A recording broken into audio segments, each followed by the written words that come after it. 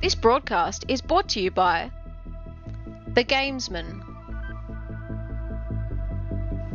Motorsport Australia, Logitech G, Playseat, OG Gear, Max Pappas Innovations, SimSpeed TV, and the Australian Sim Racing Group.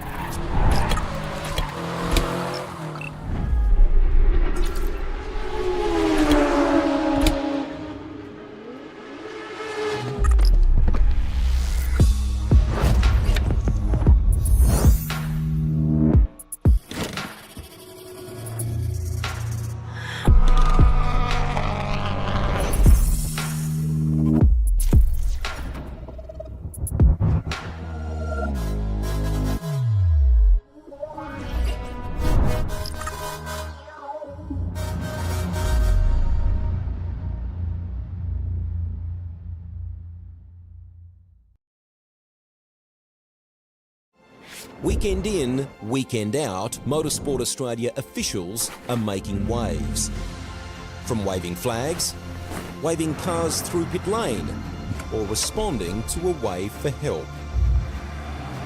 Wave hello to new lifelong friends. Who knows, you might just make waves around the world. Ride the first wave. Search Motorsport Australia officials today.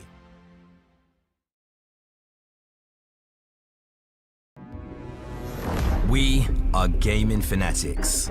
Our goal has never been to just play games. We think it's much better to feel like you're actually in the game.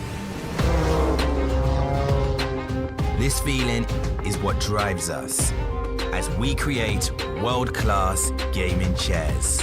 Our one aim, give you a brand new gaming experience. Help you move in perfect sync with everything on screen. Make sure you're having a ton of fun. It took us decades to achieve this, and we're still not satisfied. Every day, we wake up to get better. We'll never stop designing the very best to help you be your best. When it's all said and done, our job's only done if you're in full flow and focused on your victory. May you win, and win big.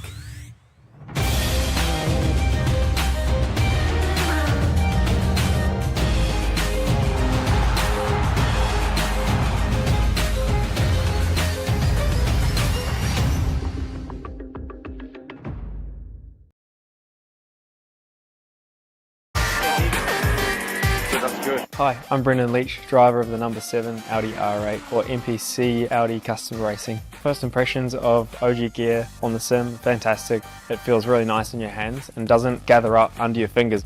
The sock, very breathable for me. I get sweaty feet when I'm on the simulator. I know that's not the nicest thing to say. It has just the right amount of grip because your feet do just naturally move around on the pedals a little bit, and I like the way that they give you that freedom but also give you that stability that you need.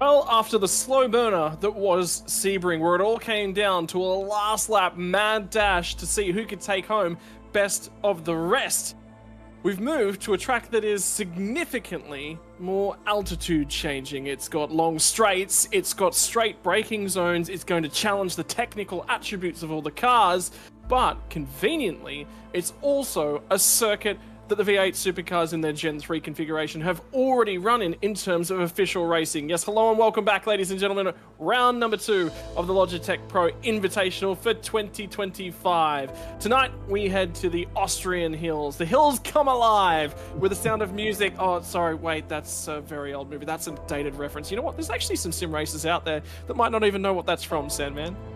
That scares me, mate, and starts to show how old I am, really, buddy, to be honest. But, well, let's say the hills are alive to the sounds of V8s. How about that? It's exactly what I was saying a couple of days ago. Yes, here it is, Austria. It's known for being one of the best overtaking tracks on the calendar. It's also known for its big, long draft trains. Getting it right in terms of qualifying, it's a short lap, second shortest that we'll see in terms of our calendar. 90 seconds in terms of transit time here, and a lot of on-throttle time as well, Sam, man. This is going to be all about pulling the car up nice and neatly. Then you've got to turn it, point it, and shoot it out the other side. This is a little bit different to what Sebring gave us. Yeah, I hate to say it because I feel like I say it each and every week, but it has a little bit of everything, doesn't it? You know, we've got our long straightaways, our drafting abilities, we've got some tight corners and undulation too. This is a great little racetrack and something that we're excited to have on the schedule. I think it really produces some great racing. And what we're going to see tonight is going to be no short of exciting, no doubt about that. Pit stop strategies, let's go straight into that. There's 3 options, obviously the short, medium and long version as far as how they want to roll the dice. Critical lap 27, so 52 laps around here. They've definitely got their work cut out for them. And a lot to think about tonight, whether we talk about off tracks and everything else. So really in for some great racing and looking forward to seeing how it all shakes out. Now, last week, we saw absolute dominance from Jared Filsell. Will we see much the same tonight? He was in a league of his own, wasn't he? Didn't qualify on pole, made his way through the field as the race went on and showed his dominance. Everyone else started fighting behind him and he just pushed on, had a nice little clear advantage towards the end and drove home very comfortably. What could shake things up, I feel like talk about it each and every week, is the Logitech G safety car. It's a beautiful looking piece. Sometimes some teams don't want to see it, but tonight, there is actually a chance that we may see it. Now, this is something a little bit different for the G-Hub. Ooh. We're going to be talking about the entrance to pit lane. This is where it starts to become a little bit tricky. So with our little bit of technology we've got, that's our racing line, and that's something that the drivers are all going to be on par with as far as when they're on that racing line, going for a hot lap and not worrying about pit stops. When it comes to pit stops, though, we're going to take that away. Pit stops, you're going to be on the same racing line and then diving into the lane. The thing that we have a problem with that, though, is that you really need to keep your wits around because you don't want to, well, you want to basically make sure there's plenty of room from the guy behind you because as you can see, those 2 meeting points on the racing line and diving into pit lane, you've got a point right there where we could have calamity corner. If you check up and head to pit lane without telling the guys behind you, that's when we can have carnage. So not only have we got that to worry about, it's also the ripple strip out here too with off track. So that is going to be key as well. So a lot to think about around this racetrack. We're only zoning in on one of the corners, and this can play a big part as far as winning it or binning it. Mate, that is absolutely brilliant. How long have you been working on that, trying to put that together? Oh, look, we've got a little bit of technology here in the G-Hub that we've been playing with, so I'm just glad it went and worked to plan. So it just gives everyone a little bit home of the details because obviously that racing line, for people who may not be aware of this track, it's the same racing line that the drivers are going to use to come straight into pit lane. So look out for that corner to be a bit of a problem and we may see our Logitech G safety car out one more time. It was actually really interesting because last year in qualifying, there was actually a big old checkup. Do you remember, I believe it was Jake Burton actually that everyone got into, or it might have even been Jake that got into the back of, I believe it was Dylan O'Shea was the other driver that was involved. But effectively, heavy checkup on the way into pit lane as everyone dived down to try and get to pit lane speed limit because you don't want to pick yourself up speeding in pit lane penalty. You also don't want to pick up damage. Either way, the hills of Austria, right here in the heartland of Europe. The Red Bull Ring, Spielberg in the Styrian province of Austria. Opened in 1969, current layout since 2016. This place was starting to go a little bit downhill. Then Red Bull came through and bought it, fixed it up, and added a whole bunch of cool bits and pieces in and around the circuit. Fun fact, a couple of weeks ago, this track was actually, when it was back on the official service, another broadcaster and I, we made a fun little game. In iRacing, for those of you who don't know, Dale Earnhardt Jr. and Steve Myers are posted around each and every track. We spent 3 hours looking for him from this circuit, still yet to be found. And that bothers me. I might be doing some more research at the end of this, but you can go and explore the tracks. There's so much bits and pieces. There's the bull in the middle. You can actually see him in between turn 5, 6, 7, and 8. He's right in the center there as well. You'll see a ton of picturesque shots of him. And then conveniently, up off turn 3, this is one our producer and I will both like. That's a motocross track you see in the dirt up in the left-hand side up over there. So, yeah, lots of cool bits and pieces about this racetrack. There's wineries, there's really cool sights and sounds. Speaking of the bull, if you're going to win around this place, you've got to grab this big fella and take him by the horns down in the middle of the track. The tough technical section, which is sure to be a tire burner. I can tell you, we've got a couple minutes left in practice at the moment. And results as they currently stand, well, that man that's on top of the championship standings currently topping the timesheets in practice as well. Effectively, one race down. This is the point standings at the end of that race. Important to note, Dylan Rudd, remember where he crossed the line? Right up in and amongst that podium. Penalty that relegated him all the way back to 10th spot. Griffin Gardner and James Scott, the Chiefs Esports Club, 2nd and 3rd on the road. Great first outing for those guys, but we know the talent that they've really got behind them. When you have a little bit of a look further down the order, you have a look at Robbie Gibbs and go, man, Sebring, 2 years in a row, he's put a bank of points to start his season off. And let's see if he can carry that through. The first of the Trans-Tasman cars, again, 6th spot. They're just not quite gelling as much as they'd like to with this new chassis, I don't think, Sam, man. Yeah, it's. I know the team have been hard at it testing, and I guess sometimes you can sort of they're at it as far as trying to get comfortable with these cars. Maybe it was just that track that they just didn't quite come to grips with. We could see, obviously there was a chance that Madison Down was on target for a top 2 result there, but unfortunately we saw that contact that he had that slowdown penalty, and that took him out of it. But yeah, a little bit rare for Trans-Tasman Racing, but you never rule them out, do you? They're too much of a powerhouse to think that, they're behind the 8 ball, and that probably at the end of the day will just make them work that little bit stronger. Yeah, I think it certainly motivates them. 20 minutes open qualifying about to come through in about 45 seconds or so. And reminder of our race distance, 52 laps, 224 kilometers. A little bit different here tonight. Tank size, maximum size of 70% on that tank. What does that look like in terms of the numbers? I believe it's about 93.1 litres, so a little bit different, not all the way back up to the full tank marker. 2 compulsory pit stops, and I think the critical thing was that you said it was, the end of lap 27 you can get home, 25 laps on the run after that. So I get the feeling you probably want to get 1 stop in before we get to that halfway mark. So that way, that'll probably open the strategy up. I'm probably targeting somewhere around, lap 12 to 13, you reckon? Yeah, and of course that's to an ideal strategy too, isn't it? That all your ducks are in a row and everything plays out to plan. So if there's a little bit of a curveball, that's when the team starts scratching their head and have to sort of get the calculator out and crunch the numbers. Yeah, and keep yourself on that right strategy. The Red Bull Ring podium in shot tonight. I can guarantee you there is everyone in the server would love to stand atop that should they take a trip to Europe and go racing from the real world. In the meantime, though, they will have to take what's on offer for them here tonight. 20 minutes worth of qualifying. Pace has got to be on the board. Who's going to come out fighting? Well, we said a couple weeks ago, these drivers have already taken to this track in what we know as official racing rather than the Pro Invitational Series. On that occasion, the pole position time was a 1:31.506. Track temperature on that occasion, a little bit higher. What that means is that we're going to see lap times a little bit quicker. I'll take you through a history of pole position times over the 2 years that we've had racing here. 2023, a 29.368 was James Scott's. Guess what? 2024, he backed it up, but he went 3/4 of a second quicker, a 28.582.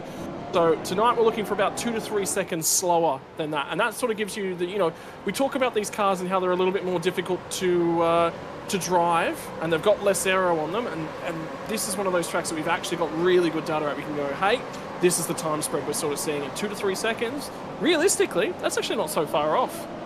It's not, and I guess there'd be a couple of drivers that'd be going, oh man, 2 or 3 seconds. But at the end of the day, when it's the entire field doing it too, and everyone's chasing that time, it does make it a little bit crucial think we were looking at times throughout practice just leading into qualifying. There was less than a second between first and 43rd. Like, how close is that? Shorter lap, 10 corners, I suppose, is the other one. Yeah. Again, we're counting the kink on the run up the hill to turn 3 as a corner. You and I debated that at Road America at length last season. Always is the debate, what counts as a corner and what doesn't count as a corner, but you've got to make sure you've got a tyre underneath you to drive your way through the lap. Qualifying now in operation. Bo Albert will be a story here tonight. There is one man who is making his way around the racetrack, but he's doing it at a significant how to term this, he's hampered himself quite dramatically. Big PC failure at the end of Sebring, and very shortly thereafter. He's had no practice coming into this event. He's gotten over to teammate Matthew Bowler's house. It's a 2-hour drive for him. That's how far away he is from his place, and on a borrowed sim rig as well. So he can reach out. He said to me, look, if I'm feeling a little bit cheeky during the race, I can reach out and I can pull his brake pedal, but he won't be doing that tonight. Mate, that's talking about commitment to have to drive 2 hours, but we spoke about the difficulties of drivers jumping in different sim rigs for the qualifying series and how tricky it was for them. So, Bo's got his work cut out for him. Like you said, little to no practice, and then to be on a different rig, it's really going to be tough. Worthwhile noting that second car on the queue right there is Damon Woods. He's tested for a GT4 ride. In fact, he passed that test. He's chasing some funds. So if you're out there and you're watching the world of simulator racing and go, well, what can it do for you? He had a crack at Formula Ford. He was there and thereabouts. He's quite accomplished and an up-and-comer in the real world, and at the moment harassing Bo Albert. And the difficulty for Damon is that he knows that he could have gone a lot faster on this lap. He's just in behind Bo, who's obviously struggling with the challenges that are in front of him at the moment. And he'll fire off the last corner. It'll be a banker. It won't be a great banker, but like I said, driver that's tested a GT4, and should he secure the funding for that ride, he'll be racing in GT4 Australia this year, should things go his way. So if you want to get in behind a young up-and-comer, and I know we've got some dollars out there that support the sim racing world, one of the best way you can get on board a car and support a young racing driver's career is supporting one of our own. I think that's such a cool story. Absolutely, and to think to have a go at that, and to be a chance of making the grid like that is just brilliant. And it's a shame that there's so many good drivers out there that obviously rely on heavy funding. And mate, just fingers crossed that he gets the money behind him and he can get on the grid. Now, first laps are coming through and on the board in terms of qualifying. Jared Filsell, we're expecting him to be at the top of town, 30.728. Cody Deeth, Dylan Burst, so two of the Eclipse drivers, and Damon Woods, lap time only good for 26, but like we said, checked up, not really able to find the time. Bo Albert, 31st, Zach Rat, Trey White. So all the drivers are at the front of that group that were trying to find some time, got held up a fair way, and not really able to make the most of it. I believe it's one of the other Sim Rigs DPR cars. I was going to say that's not Ryan Jones, but it isn't. That will be Jake Maloney in the Trans-Tasman Racing Sim Rigs car. Two drivers that couldn't be here tonight. Job Stewart, one of those. Also participating in real-world duties, doing some testing for his Super 2 program. How cool is that? There's so many drivers that, in and out of iRacing, or around iRacing, I should say, that are in and out of this series, that have these real-world experiences. And, you hear the likes of, the people that get to drive, whether it be Super 2 or test a supercar like Madison Down did at Winton, and, to drive GT cars, like how jealous am I that all these drivers have got this talent and the chance to do the real-world deal. Although, to be fair, if there was talent, you'd be out there and racing among them. And I don't know, sometimes you enjoy yourself up here a little bit too much. Well, I have to rely on this because there is no talent behind the wheel. Let me promise you that much. So, but anyway, it's still good to be part of the V8 Pro Invitational, even though if I am in the commentary box annoying everyone's earlobes. Certainly is. Another story as well. We talked about it a little bit last year as well, but Andrew Gilliam, engineer. There is some engineers from the Supercars field in and amongst our Logitech Pro Invitational field as well. And again, looking for some times. Chatting to a few representatives from Evolution Racing Team. They said tonight they just don't have the pace. They're going to be trying to do their best here tonight, but expect them not to be up at their pointy end. Worthwhile talking about, because last year one of Ethan Griegalt's he had a horrendous season, retirements in a couple different rounds, and his best result of the season was the second place he picked up from the Red Bull Ring. We would have been looking to mirror that, but they just do not have the car speed tonight, unfortunately. Yeah, you think at this point, what are we, 13, just over 13 minutes to go, there'd be a couple of teams and drivers that would be probably trying to rely on a bit of a draft. Obviously, we touched on that a little bit about how crucial the draft can be around this racetrack with the long straightaways, and it's real key, being that the times are so incredibly close. Just those little, couple of seconds in a draft, that can play a big part. So I'm surprised that there's not too many teammates that are just sort of working together at this stage. Yeah, I just had an eye on Dylan O'Shea, who's got himself inside the top 10 at the moment. Picked up an off track at the first corner, and now he's trying to dive out of everyone's way so he doesn't interrupt a lap and doesn't earn himself a penalty. This will be the big problem. Last round had to start from the rear end of the grid. Jared Filsell's going to start his next flying lap. You can see them. They're using as much of the runoff area. Too much of that runoff area, you accrue yourself an incident point. And what does that look like? Well, it looks like lap time deleted. Although, no stewards review. Unlike Formula One, this is all automated within the system. One of the difficulties they've got too is, yes, they get an off track if they're too wide, but you're also up against that concrete berm as well. So that can upset the car depending on your balance and how aggressive you are in that corner and getting on the throttle and all the rest of it. So that's one thing that these drivers do need to be mindful of as well. And just think about how they're applying the throttle in this session and the difference that car balance is going to have compared to a race run as well. Seeing a few drivers will probably be about to abort a lap, a few drivers that are looking to improve. Looks like the sector times for Jared Filsell are starting to improve. One thing working in his favour is this overcast conditions too. So this cloud cover is working nicely for him on this part of the racetrack. So I was a little bit concerned through the week. I didn't know if we were going to have showers. I know this place is notorious for rain sometimes, but looks like we've only got a 22% chance of rain tonight. So I think we're going to get away scot-free. But Jared's going to abort this lap. I thought he might have been on it with that cloud cover, but it didn't work in his favour. Yeah, and Cody Death is actually going to go ahead and set his fastest lap of the race. Fastest lap of qualifying. Jumps up, puts it on pole. Dylan Burst is going to improve as well. Dylan Rudd finds himself some time. Damon Woods gets a clean lap together, goes to 5th. James Scott is going to abort his lap early. Then Postlethwaite through the pit lane. Halfway mark of qualifying, right about to come around the corner.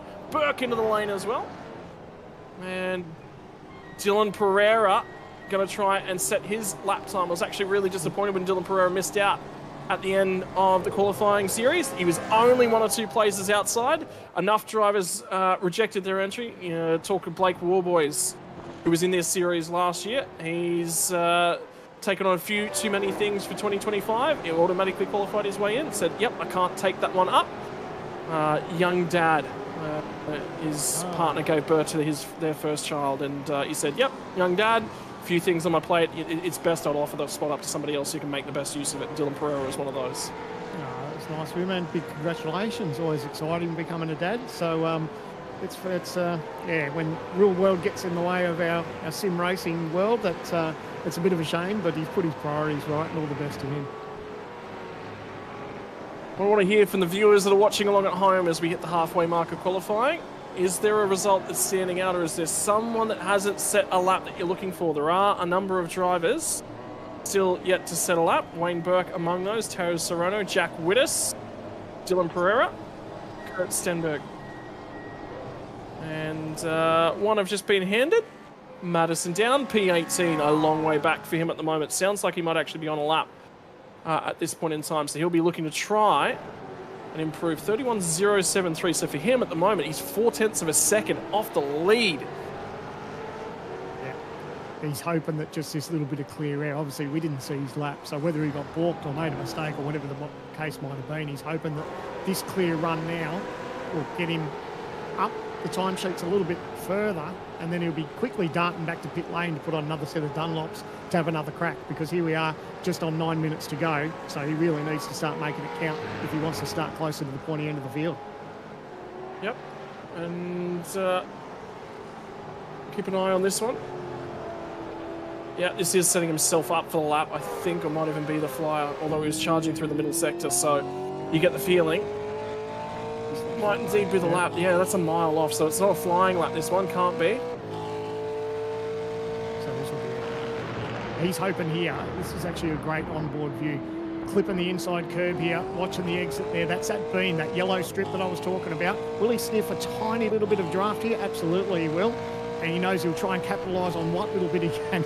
And don't you love it? Competitors go, nah, I'm not giving you any of that draft. I'm going to move right out of the way.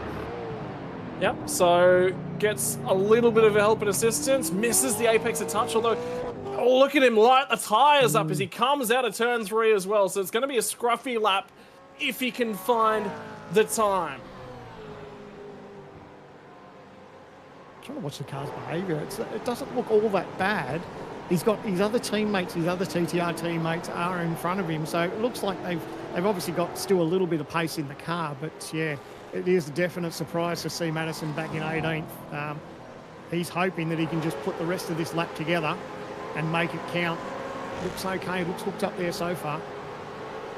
No, that looked offline. I wonder whether or not he's already abandoned the lap after lighting the tyres up at turn 3. Look at him, just there's so much attitude when you're pressing on in this car. You will, if the car's doing that in race trim, it will not have rear tyres on it in a very short amount of time. So you will not drive it that way. Yeah, this is an in-lap. Yeah. Boarded straight away. Nicely, well done. Kurt Stenberg finding a little bit of time deeper in the field. Always says that he's not quick in qualifying trim, but his race pace is good enough for him to drive through the field. In fact, I don't think there was ever a time in the qualifying series that he qualified inside the top 20. Every single week he had to race his way through. Oh, bugger. I do love his camera though. You can't have a go at that bloke for not being up on the wheel. Right up and on it. A lot of activity and attitude. One of the other drivers joining us with the webcam. Nice and smooth. That's the big thing about this. If the wheel's smooth in race trim, you're on for a good shout, but you've got to have that little bit of activity on it in qualifying trim. If you're not driving it right up and at a point where it wants to dance around on you just a little bit, tips it into the second last corner, that'll be an off track, I think. That's outside the boundaries. He's dialed in, he hasn't blinked. He's just trying to sniff what draft he can here. Can he improve from P25? No. He did. Yeah. 26, he did. He went down a spot. He didn't improve. So someone's pipped him, unfortunately, so he's going to have to push on. And as time starts to run out in qualifying, we've got under 6 minutes left now on the field. Wayne Burke, Dylan Pereira, Damon Mulqueen are the three yet to set a lap. Actually, Griffin Gardner has had issues. I don't believe Griffin Gardner's actually in the server at the moment, so we might have lost the driver who's sitting second in the championship. Ooh, wow, that could be huge. This is what I've seen on screen here. It's teammates working together. This is what I expected to see a little bit earlier in the run, but you can see that these three guys are all teamed up and just trying to help each other along with draft. So good to see that there's a couple of teams out there trying it. It's catch-22 though, isn't it? You know, you try and want to be as close as you can to the drivers around you and sniff that draft, but you don't want that to capitalise on your run. So they're all actually aborting this one, but yeah, it's that fine line of being close enough, but not close enough where you're going to get balked at the same time. One of the other drivers, so the other substitutions, so we've already had Job Stewart for Damon Mulqueen, and the second was Jake Blackhall for Christopher Ireland, who'll make his series debut, which means that Ryan Jones is not the only driver out of the Simrigs DPR squad.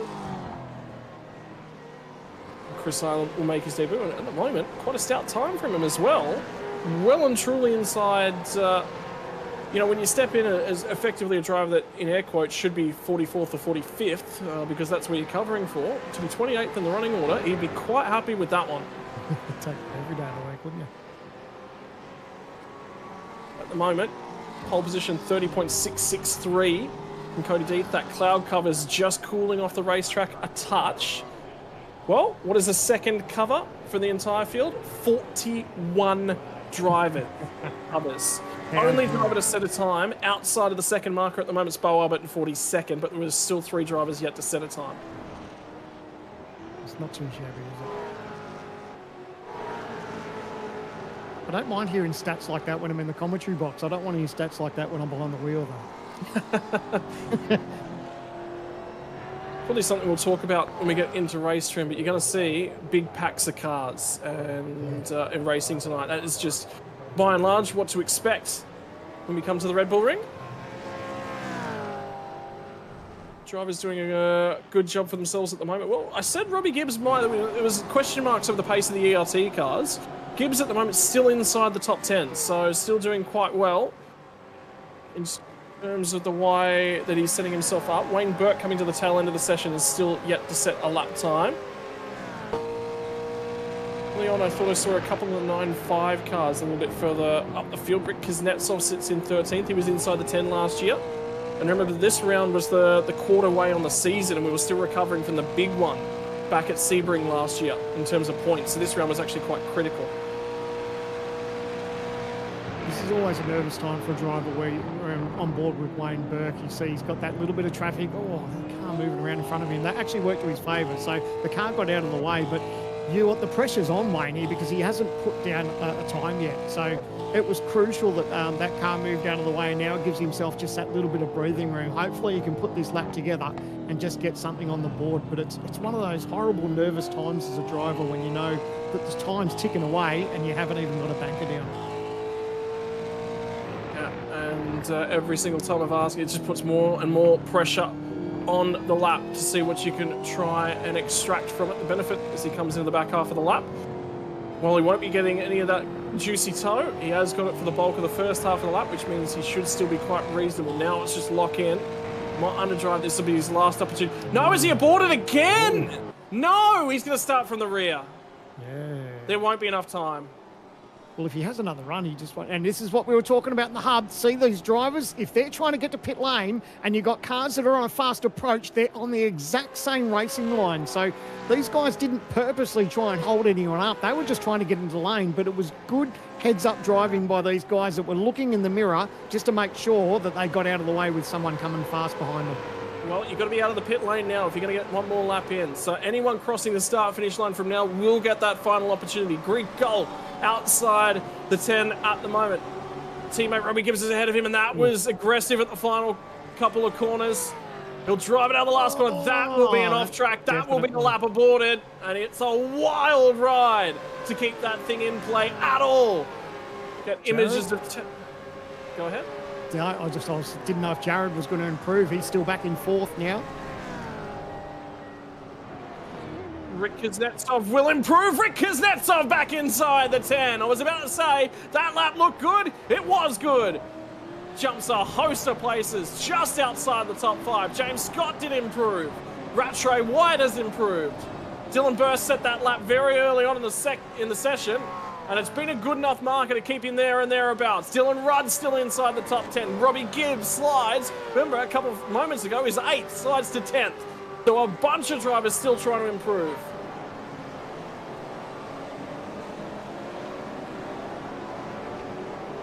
It is coming down to the dying stages in this session to try and find a lap. Who's got the pace? Who's got the opportunity? Is this a lap for Rosell? I think he might be on a cooldown lap and a lap back to the pit lane. Time is going to expire. Qualifying from the Red Bull Ring. If you can overtake, this is probably going to be the track. But at the same time, if that draft pack gets broken, you want to go with the leaders. We saw it happen last year. The lead pack split. James Scott escaped to win a race.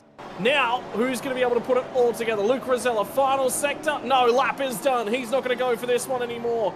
I just don't think, I don't know. I think we're going to have maybe 3 cars on a lap. There's one of them that'll fire into the final corner. I think that was Dylan O'Shea, who's coming around at the moment. Yep. Indeed it is. 18th spot the grid. Touched the grass on the way in there.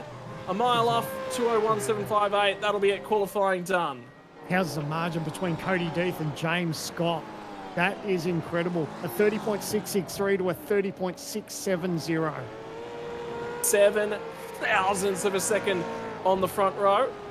And Glenn Postlethwaite will continue to try and improve. That is very, very wide there.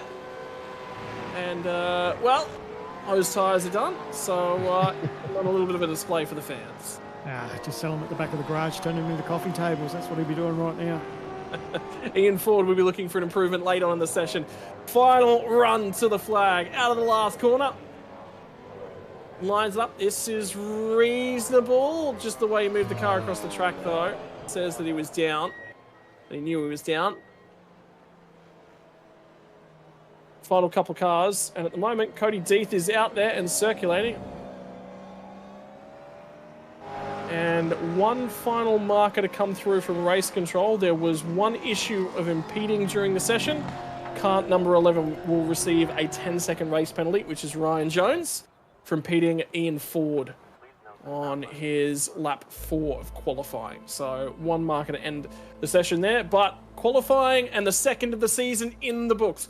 30.663, the pole position time for Cody Deeth.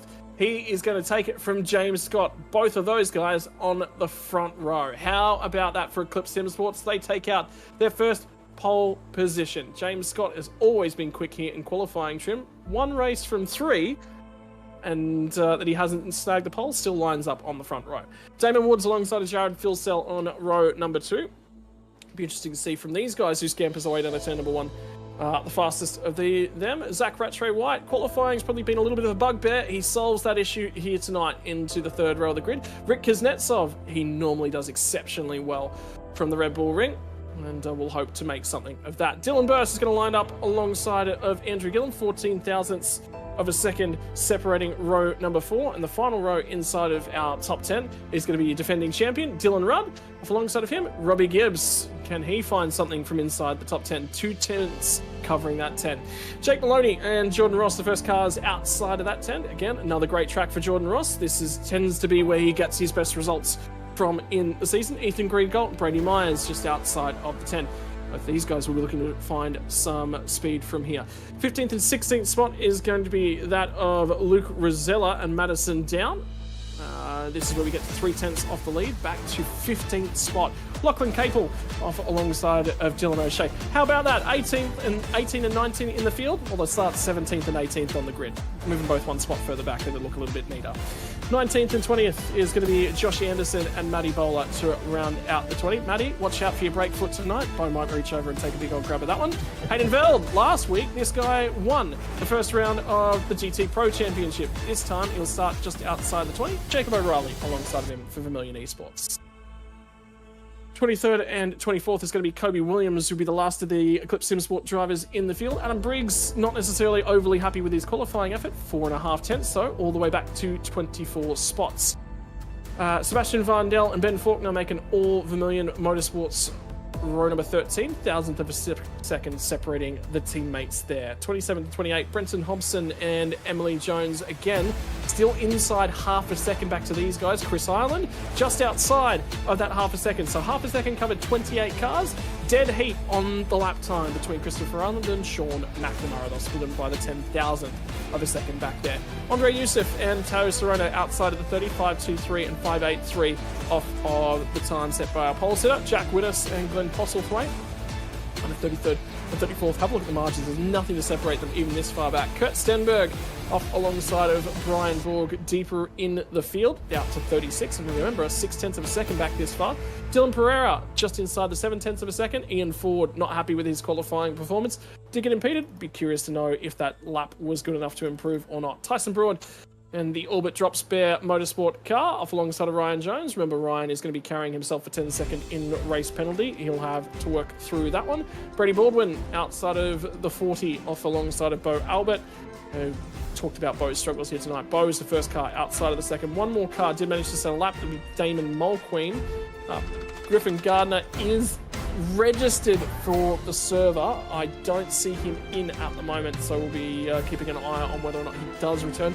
Remember Sebring last year, his internet actually dropped out whilst he was leading the race. Wayne Burke is going to be coming from the rear of the field. An update for the 89 car from the rear of the field has himself a 10-second penalty for impeding in qualifying as well. Tonight's pole sitter for Eclipse Sim Sports. It's their first time in the series. It's their second race of offering. And Cody, you'd be happy with that one, starting from the front row. But mate, you got to make sure you don't spin those rear tyres on the way to turn 1. How's the practice starts been rolling for you? Well, I haven't had too much practice at all this week. I've been a bit crook, so haven't really done many race runs, haven't done many starts. Lucky enough to get a bit of a nice draft for the pole, but see how we go in 52 laps time. Mate, in terms of the strategy here tonight, critical lap number, we're looking about lap 27, lap 28. Are you going to give us any sort of an introduction to what the strategy is going to look like for you and the Eclipse Sim Sport boys? Is there anything we can steal from you? Look, I'll be honest.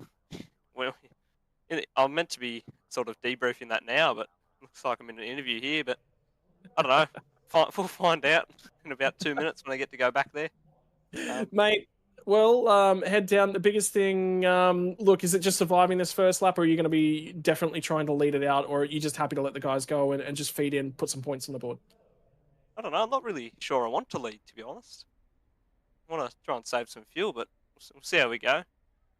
Well, mate, best of luck here tonight. You get back over there and have the debrief with the team. You've got a couple of minutes to get that one through. Good luck. Cheers for that. Thank you. Sandman's going to take a walk back down to, I believe, what spot have you got for us? You've got Robbie Gibbs starting at a 10th spot. Yes, I have, Robbie. Mate, just inside the top 10, but that's all right. Take it, mate. How was qualifying for you, buddy? Yeah, it was actually better than I was expecting after practice, but I think this is in and around where I was hoping to be for the start of the race. So we'll hopefully keep our nose clean for the first few laps and fall in order. How was the expectation coming into tonight? Obviously, we saw how everything unfolded at round 1, but still walked away with a P5 at Sebring. Your thoughts on tonight and how you think you might go? Just sort of a bit like last round, going into it, just looking to have some fun and hopefully end up at the pointy end again. Well, P10's not too bad, mate. I think when I was in the seat and you can still see the start and stand from here, I think you're still in for not a bad night, mate. Nervous about pit stops and strategy. I guess you all keep those cards pretty close to your chest, but we'll be thinking about that as we get away shortly. Yeah, look, I'm not too sure on strategy. I'm not the strategic mastermind to figure all that stuff out. I just drive until someone says pit. So we'll see when that call comes and see how we end up. All right, mate. We'll let you concentrate. All the best. As Jay and I both know, we reckon you got a pretty good number on the side of your door. But all the best, buddy. And hopefully we're chatting to you at the end of the night. Oh, good. Cheers, mate. Thanks, buddy. And Scotty, you've gone for a decent old walk. I hope you got some comfortable shoes on. You've caught up with our good mate Kirk Stenberg back in 35th position. Well, when you're trotting down to one of the most popular drivers in the field, mate, it's always happy to be back down there and have a bit of a chat to Stenny. Mate, we talked at length during the qualifying series. You always said, look, qualifying is just not necessarily my thing, but you've been able to make progress in each and every race, not just throughout the qualifying series, but at a Sebring as well. A lot of overtaking opportunities here at the Red Bull Ring. Confident that you can grab some spots? Yeah, pretty confident. We did a race run last night, and our race pace is much better than our qual pace. I think it's no surprise to say that TTR has a 0 qual pace here, looking at where we've qualified. So hopefully we can do something in the race. We're starting higher than we did at Sebring, so as long as we don't go backwards, that's from here. Then that anything's progress. Mate, in terms of that run down to turn number 1, obviously you're right in the thick of it. There's a bunch of guys down there, and then you can get 3 and 4 wide on the run up to turn 3 as well. Is it just safety and survival, be a little bit circumspect, or are you absolutely on the send mission tonight? I think, for me, honestly, I know that this is not one of my best tracks, but I think safety and survival, these first 2 corners are just prime for an accident that take you out of the race. And there's one thing I don't want to be doing, and that's driving a damaged race car around for 52 laps. So I want to survive them and then see what progress we can make, because I reckon once we hit lap 6 or 7 and tyre wear comes into effect, we'll have a good race car. Mate, in terms of things here tonight, everyone was looking forward to a Stenny check-in. I called it before we jumped in. I said, let's go and have a chat to somebody a little bit further down the field. It's good to have a chat to you. Anything you want to say to all the fans that are watching along and always get involved in making us go for a bit of a Stenny check-in? I just want to thank everyone for the support. It makes me laugh. I don't understand quite why I'm so popular, but thanks to everybody that cares, and it's great. I'm out there doing it for you. I think I said on my form this year that my goal is to do my best for my fans, so that's what we're out there trying to do. So we'll see how we go. Well, mate, you're a shoe-in for, I think, the fans' most popular driver awards, so you'll win something this year for sure. All right, thanks, mate. Now let's go get this hard charger. Best of luck, Stenny. Get out there, mate. Thanks, guys. And I love chat to Stenny. I think everyone does because he's always got a grin from ear to ear. I had the opportunity to catch up from him at Bathurst as well, and walking around and caught a beer, and it was just lovely. It was awesome chatting to him and hanging out as well. Righto, we are now in the books for qualifying. 30 seconds before we go to racing here from the Red Bull Ring. I have an update for you. Griffin Gardner made the server about 3 minutes ago. He got in his car. So he just got in. The important thing about that is that he's on the grid. So all he needs to do is finish and grab those points. Yeah, but certainly capable of putting some pace on here from the Red Bull Ring. Right. The hills of Austria, they're going to come alive. We said they might come alive to the roar of music. Is that going to be victory music? Is it going to be V8 engines? Is it going to be first lap drama? Or is it going to be first lap disaster? Lights are going to come on. Here they go. 45 V8 supercars from the Logitech Pro Invitational. They're 4 wide in the midfield as some guys got a great start. Others got a shambler. And for the first time of asking, Cody Teeth leads us away from the first row of the grid, grabs pole, converts it into turn 1. He's got the lead. Now the rest, they've got to chase. Great to see the first turn there. Everyone's managed to get through there nice and smooth. Just as I say that, a little bit of side-by-side action, bumping doors there. That's crucial. We were touching on that with Stenberg, that he was saying it's just crucial to get these first couple of corners out of the way. Hopefully, everyone stays nice and clean and we can get away with this first lap. Still 3 wide. Adam Briggs, and I think that'll probably be Brenton Hobson are going side by side on the runoff of turn 3. And it's going to be the ex-teammates. There's 4 wide, and it's been Damon Woods. He gets tagged. He manages to save it. They all get out the other side. Woods has gotten tagged and not spun. He's drifted out to 15th. Was sitting 4th on the road. There was someone in the dirt as well. It's all kicked off. It didn't take long. It took us down to turn 4. But they've all managed to keep going, and that's the big spot. But for Damon Woods, now he's going to sit on that car. He's going to get the tyres back underneath him and see what he can do. Yeah, it's always tricky when there's a driver up the inside. There was 2 or 3, 4 cars almost wide for that corner. It was never going to play out. Had to be a bit of give and take. Unfortunately, there was a little bit of more contact. Oh, he's going to go round. He's holding on to it. He's done a great job. He's to get away with it. All the biff and barges started on that one. I can't believe it. It's been a long, long time since we've seen anything like this. Now what are they going to do? Because it was Dylan Rudd that got the elbowed wide. And I was just thinking, think back to James Scott and Jared Filsell. They were teammates. There's more contact down at turn 1. This time it'll be Robbie. No, sorry, it wasn't. It was Greg Goldie's been elbowed wide down at turn 1. Now it is going to kick off. It's 2 more ERT cars. Lap 2 is not what you want. 3 RT, and there's 1 car in the barrier. It's Hayden Veld who's going to the rear of the field. There was a second one as well. Oh, there hasn't stopped. What is going on? These guys, there's nose to tail action here, also into the right-hander. No one is going to get away with battle scars the way this is playing out. Unbelievable that everyone still managed to keep going. And it's broken at the top. There's 3 cars who've already run away. You've got Cody Teeth, Jared Filsell, James Scott. Then you've got a gap. Dylan Burst, Robbie Gribbs has managed to grab himself quite a number of spots. He's +5 from that opening lap to sit in 5th spot. He managed to make his way past all of the drama that was unfolding in and around him. And that's the second little pack. It's got about another 3 or 4 cars. Then it's back to 7th. Rick Kuznetsov leads the 3rd pack, and it's still on there. Still, look at them, 2 by 2. Yeah, it's crazy back here. It's a little bit of a hornet's nest. These guys need to settle down a little bit, give each other the room, because if they keep this up, they're going to find themselves off onto the gravel, or even worse, into the Armco. Man, we are going to run out of oxygen by the time we make it to lap 10 at this rate. I'm just keeping an eye out. I wonder how well. Is that Griffin Gardner we're following along with? No, Griffin's only up to 40th spot, so it was still Dylan Rudd who we were following along with. So he's fallen. He started in 9th spot. He's back to 25th. 9th to 25th is how his night started. There's more contact in turn 1. Ireland, is that Chris Ireland? I think it is. Postlethwaite gets turned. That's another one of the Eclipse Simsport cars. Heavy in the barrier. This will be safety car. There's wheels off cars here. Yeah, there's a car into the tyre barrier, missing a front bumper. Yep. That's Wayne Burke. We were talking about his discussions about how troubled he was in qualifying. Kobe Williams, he's got the front knocked off that as well. So these guys, disaster. Looks like there's some left front damage to Wayne Burke as well. Yeah, his left front That's tire is steering. done. That car is done for the day. He'll drag it back to pit lane. You know what? We've gotten out of there without a safety car. I thought for sure that was going to be a tow. It's not going to be. Lap 3. My word. The way these are going, I don't know that we're not going to see a safety car. With the garbage on the racetrack, all the gravel that's been kicked up there. This is what these leaders need to do. Cody Death, Jared Filsell, James Scott, they need to knuckle down and push away, break that draft, because that's crucial, because it'll make the night worse for Dylan Burst, Robbie Gibbs, and everyone else who's trying to tag onto the back of them.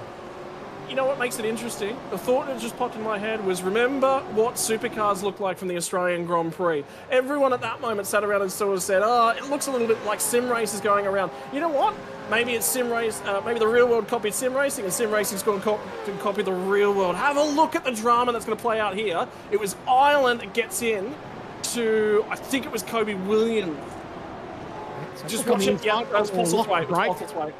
Locked a brake, and then look at that chain reaction of just innocent bystanders that got caught up in that drama. Oh boy. Did you feel for Berkeley, because he was having drama in qualifying, and then to have that left front damage, I think that's going to be game over for him tonight. So it'll be interesting to know. We talked to Kurt, and he said, I just want to survive. I just want to try and make my way through. He's gained 5 spots. For Wayne Burke, this is what he had to look at down at turn 1. Keep your eyes up ahead. Pins your brake. You see it? Sees the drama. Bang. Nowhere to go. Massive damage to that car. Ah. Yep. Stenny called it, didn't he? And I tell you what, Stenny's worth keeping an eye on at the moment, because he's got 2 guys right in front of him. Gap for the lead. Drivers have made up places. Brady Baldwin is +8. He leads them out at the moment. Dylan O'Shea, Brenton Hobson, Emily Jones, all +6. Update on the first of the incidents. So remember, we saw Damon Woods get rotated from the rear. Who was the car that got into him? It was Rick Kuznetsov. That's quite a lot unlike Rick too. Normally he's very, very clean, very precise, very disciplined is Rick. So it's unlike him to see that sort of a mistake. But I just wonder, is this the evolution of Gen 3 racing that we're going to see? Because we only had one race in earnest for the entirety of the Pro Series. And everyone sensed an opportunity to go out there and get aggressive tonight. The pressure of this, here we go. This is the onboard from Rick Kuznetsov. So we're hearing from the stewards too. He's got himself a 15-second penalty for this one, for that contact there. There goes Damon Woods. So, yeah, look, I guess, here we go. We're going to go back to the front, and this is Jared Filsell. He's looking for a move up the inside. I was curious to whether he's going to sit there and save a bit of fuel, but he's looking hungry here. They bang doors all the way down off of turn 3. The run through turn 4. He's going to prop him up at the apex. Cody Death had a look for the crisscross. Wasn't quite able to do it. James Scott will just sit and watch. Dylan Burst, he's going to send it straight back. Does get to the inside. Filsell has a wobble as he tips it in. They're going to go toe-to-toe some more. And the best part is, for the chasing pack, this drags them back. Manages to get the car pulled back up. Well, you're served up. A bit of racing from Jared Filsell, and Cody D says, I want to put my stamp of authority back. He put it on pole, and now he's showing he can get the elbows out. This kid is new to supercars, but boy is he putting on a show. Mate, he's roughing up Jared Filsell. Filsell's right there, and I touched on this about 2 or 3 laps ago. I said, these guys just need to work together and pull away from the train. But now Dylan Burst, Robbie Gibbs, they're all there with a sniff now. Jared Filsell now not giving up. I wouldn't be surprised if he has another crack and tries to get up the inside after this long straightaway. Well, they're going to play on each other. A little bit of a bounce up and over the curb. He is going to have a go. Squeezes him to the right-hand side of the road. Runs out of room. Now they're alongside. The run up to turn 3. Pitches it narrow. Dives it back out wide. Can Filsell pull it up? He makes his contact. They rub, they bump, they grind. Scott's trying to look for a way through. Can't quite get the power down. Philsell's got him for now, but you can be sure that Cody Death is going to squeeze him to the right-hand side of the road. They'll elbow each other once again. On the run to turn 4. Welcome to Supercars. Oh no, there's more contact. Scott's going to sail through as well. Well, he's going to lose a couple of spots here, possibly, Cody Death, though. He's only lost 1 spot to James Scott. The problem that he had there is that wheel-to-wheel contact with Jared Filsell. He's got to be careful he doesn't get that wheel damage. You saw the car jump up in the air when it locked wheels. That could have been disaster for him. My word. And race car fans' delight to Stewart's chagrin. They are getting calls left, right and centre. It's not just at the front, it's right the way through. That's the replay that we were looking on board with. Let's talk your way through the top 5, top 6 at the moment, because that group of 3 has come back together. It's now a group of 6. So it's Jared Filsell leads the way from James Scott, Cody Death, Dylan Burse. Then it's back to Robbie Gribbs in 5th, and Zach Rattray rounds out the top 6. Oh boy, Sandman, this isn't going to go away. Are we on for 50 laps of this? You know what I love about this? This is a combination of Gen 3 and the racetrack. This is proving to be a very, very close racetrack. We touched on that the times. There was a 1 second covering 43 cars at one stage. So everyone knows how crucial it is to get the draft and being as close as they can to their rivals. Oh, he goes going to be a wide. move here. Zach Rattray wide. He's up the inside. He's pulled it up. It's a nice move up the inside of Gibbs. And the smart thing about Robbie Gibbs was he could see all the nonsense going on ahead, and he just went, yep, no, I'm attached to these guys. I want to stay attached. I don't want to lose time. So he just let that one happen. Rick Kuznetsov leads the second pack. 15-second time penalty hanging over his head. Jake Maloney, Jordan Ross, Luke Rosella. That's your top 10. Oh, it's a little bit wild back here too. Oh, just covering across there. Was that Stenny? Stenny just closed the door there. He's now into 28th position. He's up on the wheel. Look at that camera. Love seeing him in action, but he's got his work cut out for him. All over the back of him. It's nose to tail action back here. Yeah, it's not going to go away. Right, there is some more calls that are going to come through, and they're going to come thick and fast here tonight, race fans. So get your notepads ready if you're watching along at home. Remember we talked about Ryan Jones. He had a penalty coming through from qualifying. He's got in this isn't a bad call, by the way. He's gotten into the lane early, served that penalty. He's in free air, so he's not getting biff on with anyone in that pack. So that's that one done for him. Update, Ethan Grigalt, 10-second penalty, contact with Dylan Rudd. Remember we saw the Chiefs Esports machine sideways, defending champion dropping through the order? Yep, that's a 10-second penalty for Grigalt. So the stewards were a little bit lighter on the penalties back at Sebring. And now the guys have stepped it up a little bit. And this is the seeing and soaring, isn't it? You've got to manage the field. And that's what I think there might have been a little bit of a discussion. Did we overstep the line a little bit, maybe back at Sebring? Now we're going to bring them back in line. Interesting thing with this camera shot with the drivers. What did we say? We were talking to Kirk Stenberg and he said, you know what, watch about lap 6 or 7 and his car will start to come alive. He's just now starting to open up that little gap. So I don't think he was telling us porcupines. Maybe this is where it's starting to work in his favour around this lap. Yeah, and last time by for Kurt Stenberg, 32.911. How's the dive for Lachlan Capel? Remember, Capel was a lot further up, so he's one of the drivers that's lost out quite a lot. So he's looking to try and normalise and start to make some ground. By the way, Griffin Gardner's just in behind these guys, and he's going to try and line up for the move. So Capel was all over the road trying to apply some pressure to Brian Borg on the run down to turn 4. Griffin Gardner's going to try and get there. Not quite able to do it. For Griffin Gardner at the moment, remember, 45th up to 32nd. He's plus 13, so big gains for Griff. Good start. Only 8 laps in too, so that's good. Still got a little bit of strategy on his side to pick off some more drivers, but he's moving forward. That's the main thing. Don't get off line through that section right there. There is still garbage on the road. They just haven't gotten across to the side of the road to move it aside just yet. Right, race finally starts to stabilise. Finally.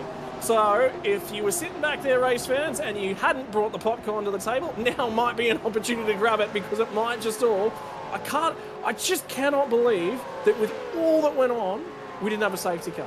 Yeah, well, that's a testament to these drivers. Obviously, there was that little bit of contact with a couple of cars there, and there was cars that had made contact with the wall, but it wasn't a big, massive melee where it had to have a safety car, but it was close. Geez, they had a fair crack at debuting the safety car, but it wasn't to be, and here we are, lap 9 of 52. Everyone now, I feel, is just starting to settle into a little bit of a rhythm, and they'll start thinking about this first pit stops, because obviously these drivers have to make 2 pit stops. That'll be playing on their mind here at lap 9.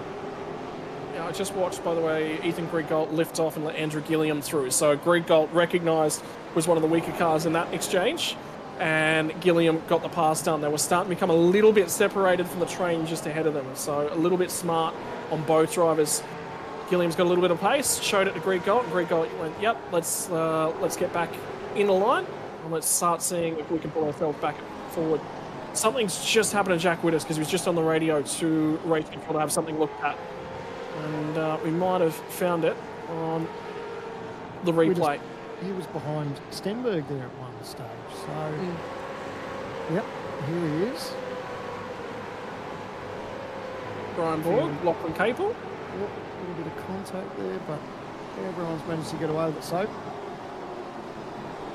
it's probably going to be a little bit of dicey. Oh boy, oh boy! Got the touch there. Oh, and it's still not over. Oh, he's got a tag in the right rear, and that sent him so he's managed to hold on to it. So great save, but unfortunately, he's lost a ton of positions. Yep. It was Lachlan Capel that roughed him up. Greg Galt's going to dive into the lane, so he's going to serve a 10-second penalty and get that one all out of the way. And on with his race, but he's also crucially pulled himself out of the queue of cars. I think that might be a crucial one. Bo Albert started from the tail end of the field. Was one of the slower of the qualifying drivers here tonight on the drive through. He's gained a couple spots, but that might be strategically affected at the moment.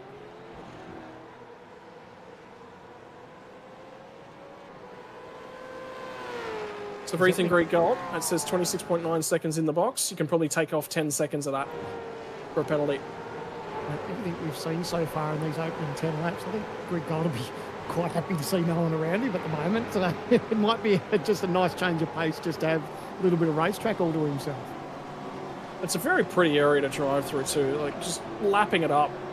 It's very, very picturesque racetrack with a lot of lovely mountainous backgrounds that you can see. Like I said, there's some wineries, there's farms in the region as well, karting tracks obviously in and around the circuit because some of the upgrades that got made to it. And how good's the rise and fall? It's just a beautiful place to be. Yeah. Oh no. Am I hearing that you two, you and our producer have been hard at work this week? I heard that there were some technological upgrades. Now, we've been you're debuting. going to unpack the toys? Yeah, so this is just one of the turns that we were talking about, the marble build-up. And this is something that drivers need to be careful. You can see just all on the outside of all this garbage that's up here on this racetrack.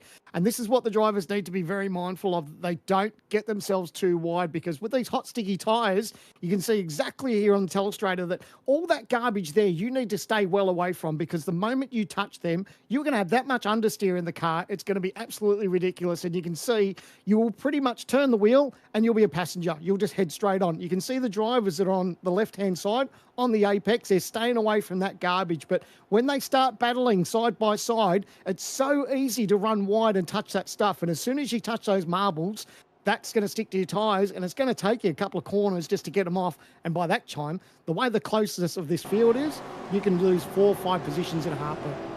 And the critical thing I saw with all the drawing that was going on behind the scenes there is that you outlined the garbage on the road from the kitty litter, but you're right, there was marbles right next to it as well. So they're there and they are in play. They played a bigger part in the qualifying series, but they're there and the drivers have got to be aware of them as the race progresses. Right, more updates. Kobe Williams, 5-second penalty, contact with Dylan Rudd. So that's the 994 car.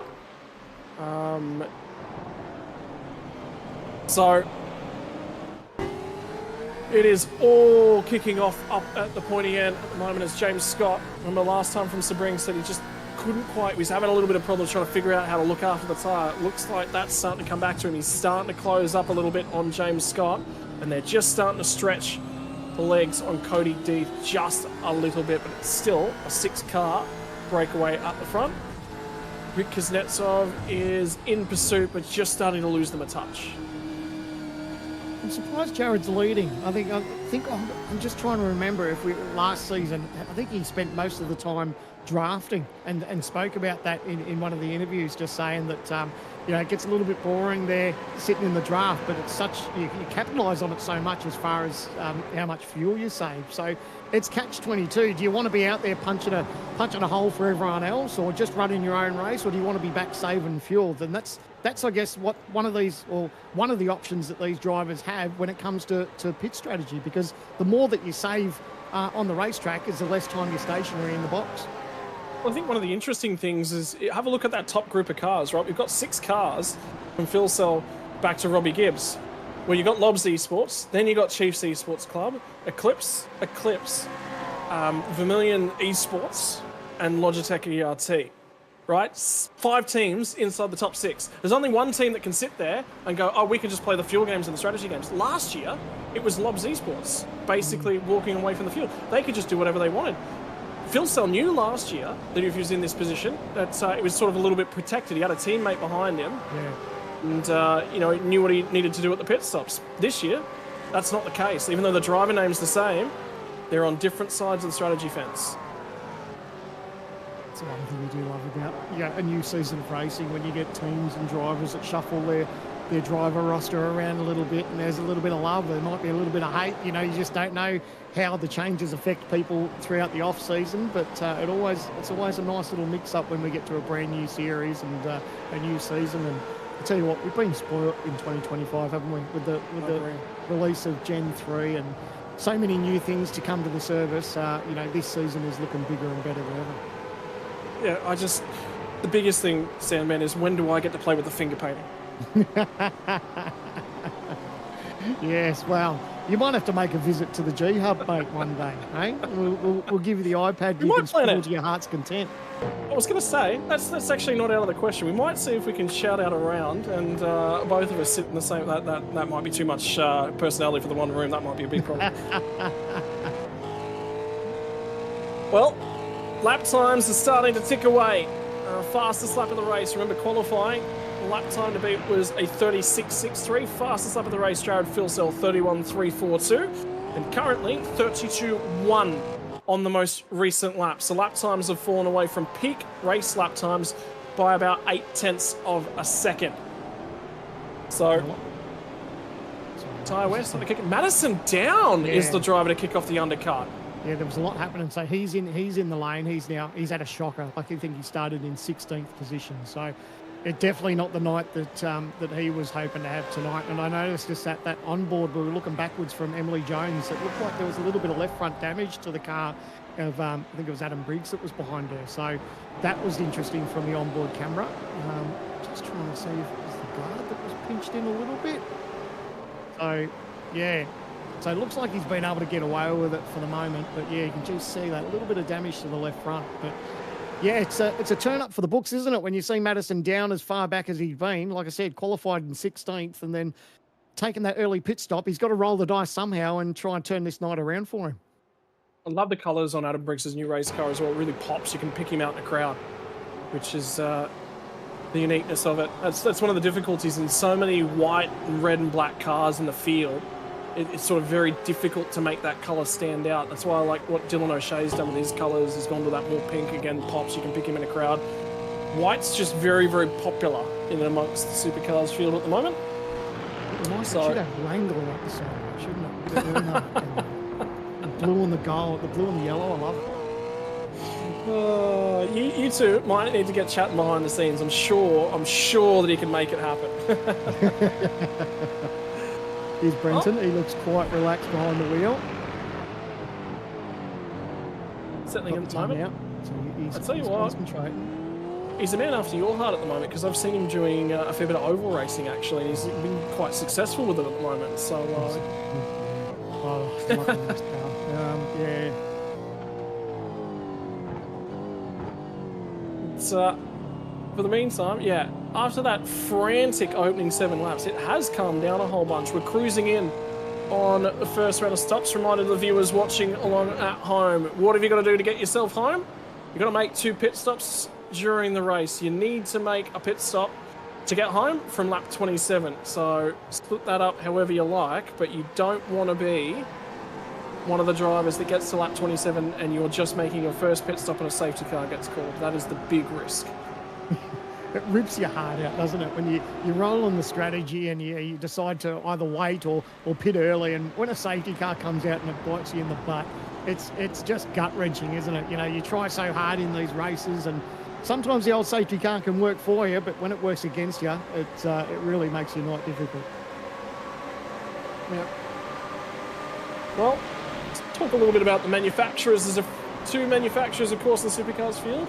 Cannot wait to see a Toyota Supra amongst the field next year.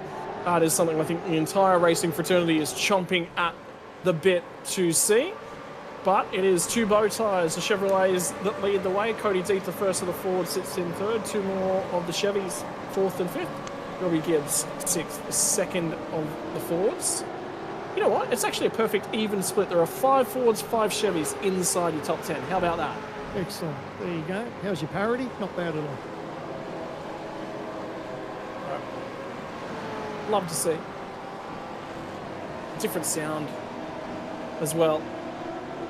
For those of you who had not witnessed right on board a V8 supercar of the Gen 3 era from iRacing, I can tell you the sounds are gorgeous. The engine sounds very distinct across the two manufacturers. And then my favourite part about it is the gear cut, as we're going to take a ride on board with Kurt Stenberg.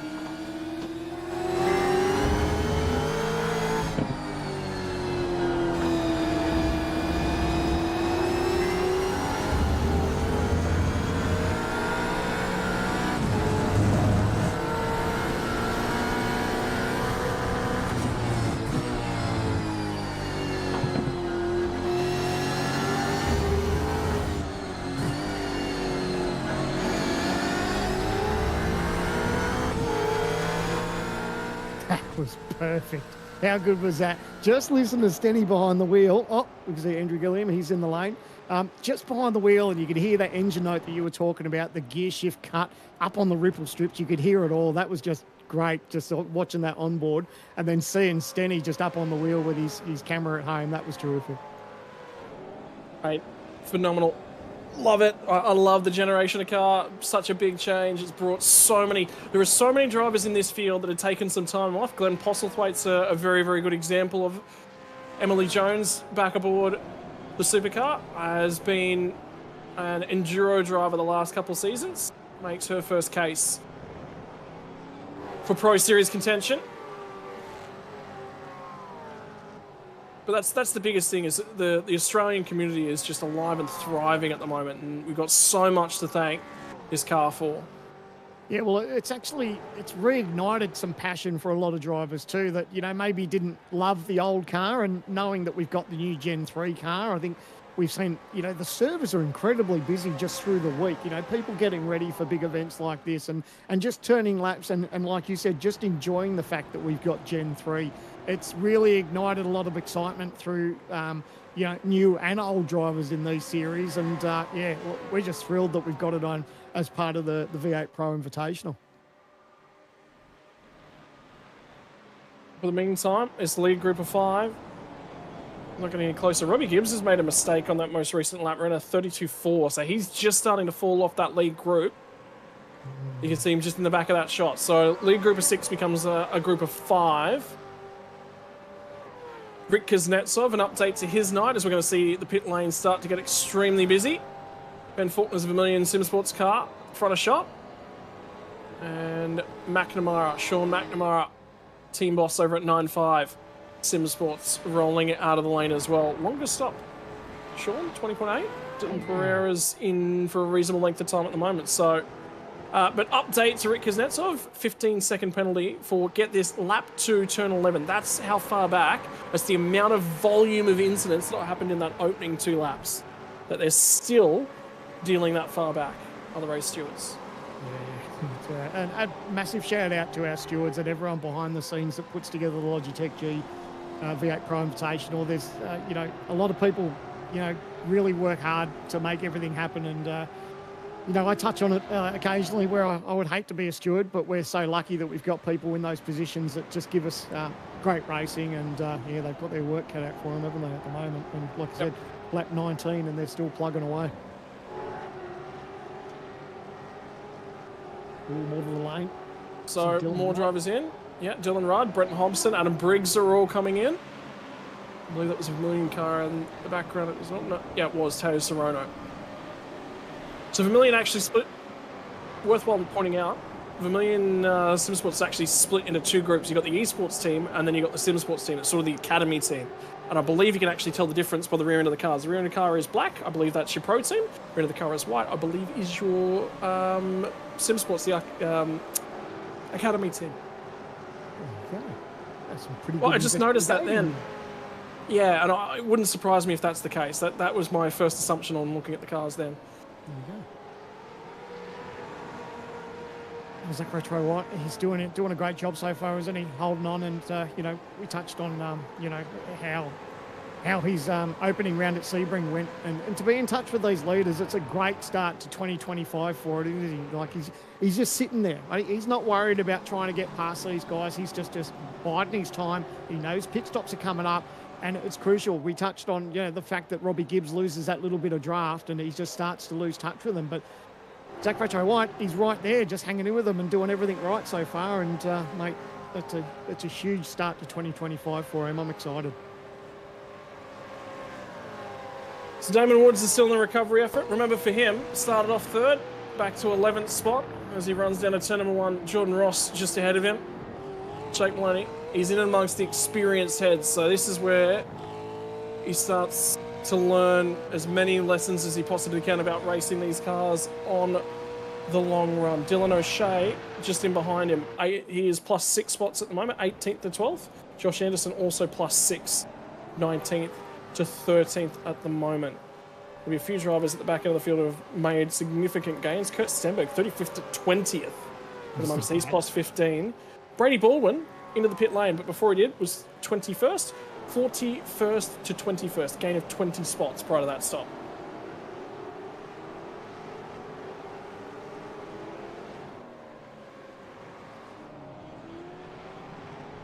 And to add to Glenn Postlethwaite's misery, he's just been issued a drive-through penalty, which is why we're taking a look at him at the moment for contact with car 23. That was the locked brake on the run down to turn number 1.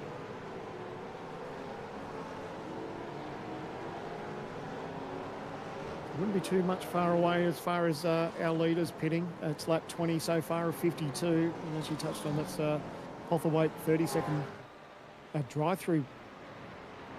A drive-through and a 30-second penalty, is it? I'm just trying to see what the race steward, so a drive-through plus a 30-second penalty. Yep. So stop and hold. Right. So seeing him egregiously at fault for that incident. Turn 1, and there we go. Just hearing from Rick Kuznetsov that he's going to serve his penalty as well at his pit stop, which I like. I hate time penalties hanging over until the end of the race. I like giving the drivers the opportunity because then it plays out. You can sort of see where you're at. Yeah, I agree. I think that if a driver's going to get a time penalty, it should be taken before the checkered flag. Obviously, if it gets issued right, within 2 laps to go or something, and there's not enough time. But I think if there's plenty of time that throughout the race before the checkered flag drops, I think all drivers should serve their penalty before the checkered flag.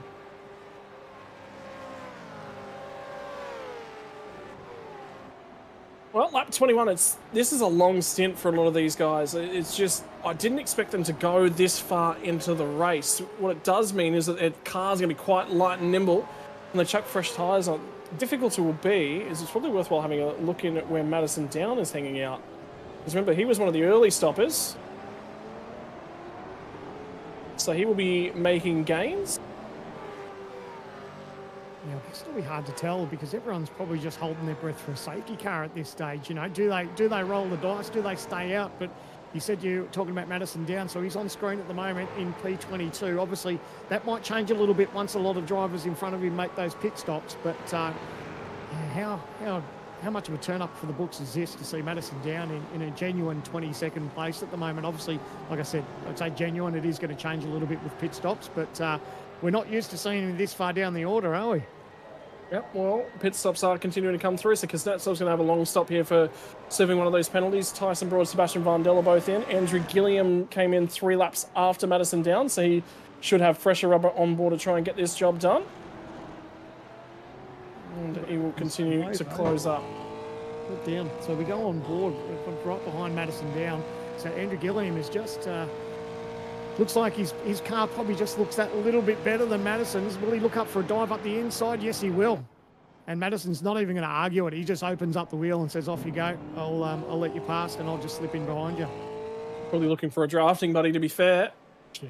Probably feels he can probably stick with Gilliam with a little bit of a tow. Looks like Down's got a teammate in Josh Anderson just that little bit behind him too. So maybe well, there we go. So first of the front runners, Zach Rattray White. He's dived into pit lane, out of P position 5, straight into the lane. Doesn't want to get a speeding penalty. Gets on the mark straight there. So it'll be interesting now to see how much longer the front 4 decide to make.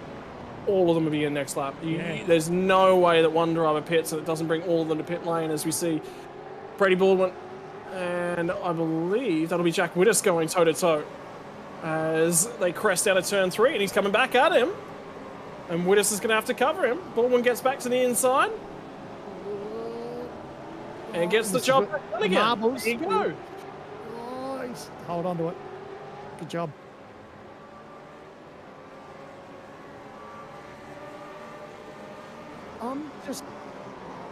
So there's an issue we're hearing for one driver on their way out of the pit lane, and they had an issue on the run through that narrow pit lane exit. It's incredibly narrow uphill as well, and Rick Kuznetsov, so I believe he's already got 2 15-second time penalties. He served one of them, and then he's made this error. Did he go around? Ooh, he lost it. He held on to it, didn't go all the way around, but it's never great. He's not just gone from bad to worse, isn't it? He's had his fair dramas of having a chat with the stewards and then that to go as well. So not the greatest of nights for Rick. Here we go. Phil Sell. All 4 of them. Is going to follow him, and he is right on that rear bumper as well. So he is trying to maximise this. Do they all come in? You bet it's your bottom dollar they do. Robbie Gibbs is going to go on to lead a lap. And it's not the first time he's led laps in the Pro Series. It will be the first time for 2025. And for Robbie Gibbs, just wonder how long he'll carry on. So 24 laps in the book. We are quite close. We're only a couple laps away from hitting that critical lap marker. The big thing will be Zach Rattray White is running in traffic at the moment. Jordan Ross is on the road just ahead of him. Ross was a mile back from him. So Ross has taken a very short splash and dash here. This will be a short middle stint. Phil was short too. Driver. 14 seconds he was stationary for. So that was a nice little quick stop for Jared, and he's already back out on the racetrack. Have a look at Cody Deeth and Dylan Burst. Same sort of times in terms of their pit lane transit. So heavy race cars for both of the Eclipse drivers at the moment. So they'll be learning a lesson here about trying to keep this thing narrow, light and nimble. Worthwhile pointing out as well, Luke Rosella, another Lobster Esports driver, pit at the end of lap 22. He only had a short fill time as well. So, update for Jack Widders as well. Drive-through penalty for him. Contact with the 900 machine, which I believe will be that of Andre Youssef.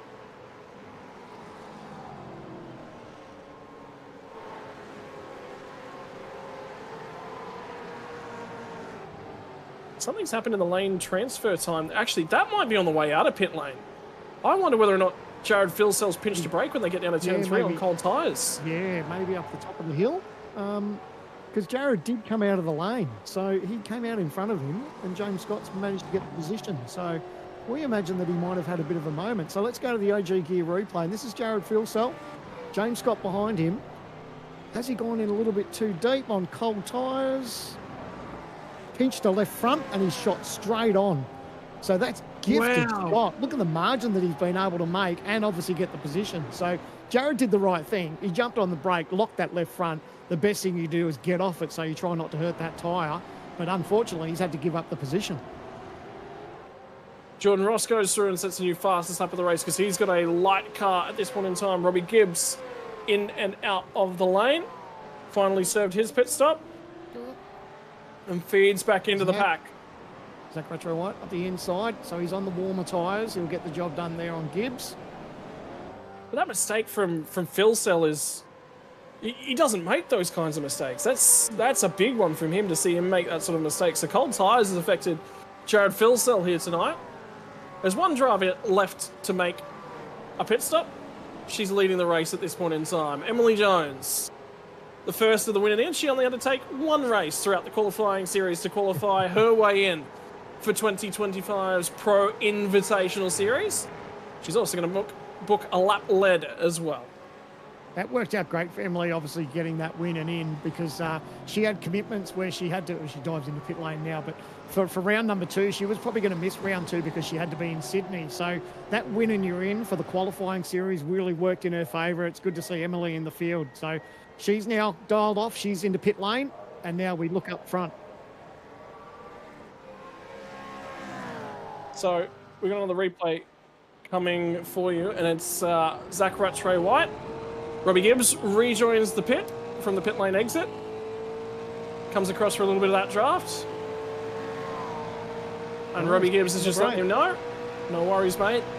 Down the inside you go. I'm just about being attached here. Well, you know what's brilliant about that is he knows he's on cold tyres. He's just come out of the lane. So he's thinking up to that corner, he goes, I don't want to be last of the late breakers and possibly have a moment exactly what we saw from Jared Filsell. So that was actually huge heads-up drive, and he knew that he was on cold tyres, just tapped the brake and gave up that position.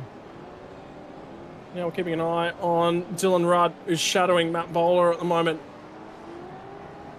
on the run up to turn 3. Differences in tyres for these drivers. Dylan Rudd put at the end of lap 18, Bowler at the end of lap 22.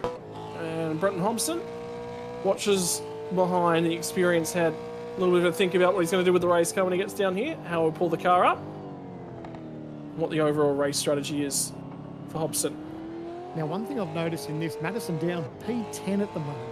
So started in 16th. He decided to have that early pit stop. So obviously there's a little bit of gamesmanship there as far as what his tyre life is. But he's actually found himself just inside the top, or just outside the top 10 in P10. So that's actually a good bounce back from Madison, and he'll just be hoping that these tyres, he can sort of stretch them out and get him to this next pit stop, and that hopefully will work in his favour as a decent result as we come to night's end.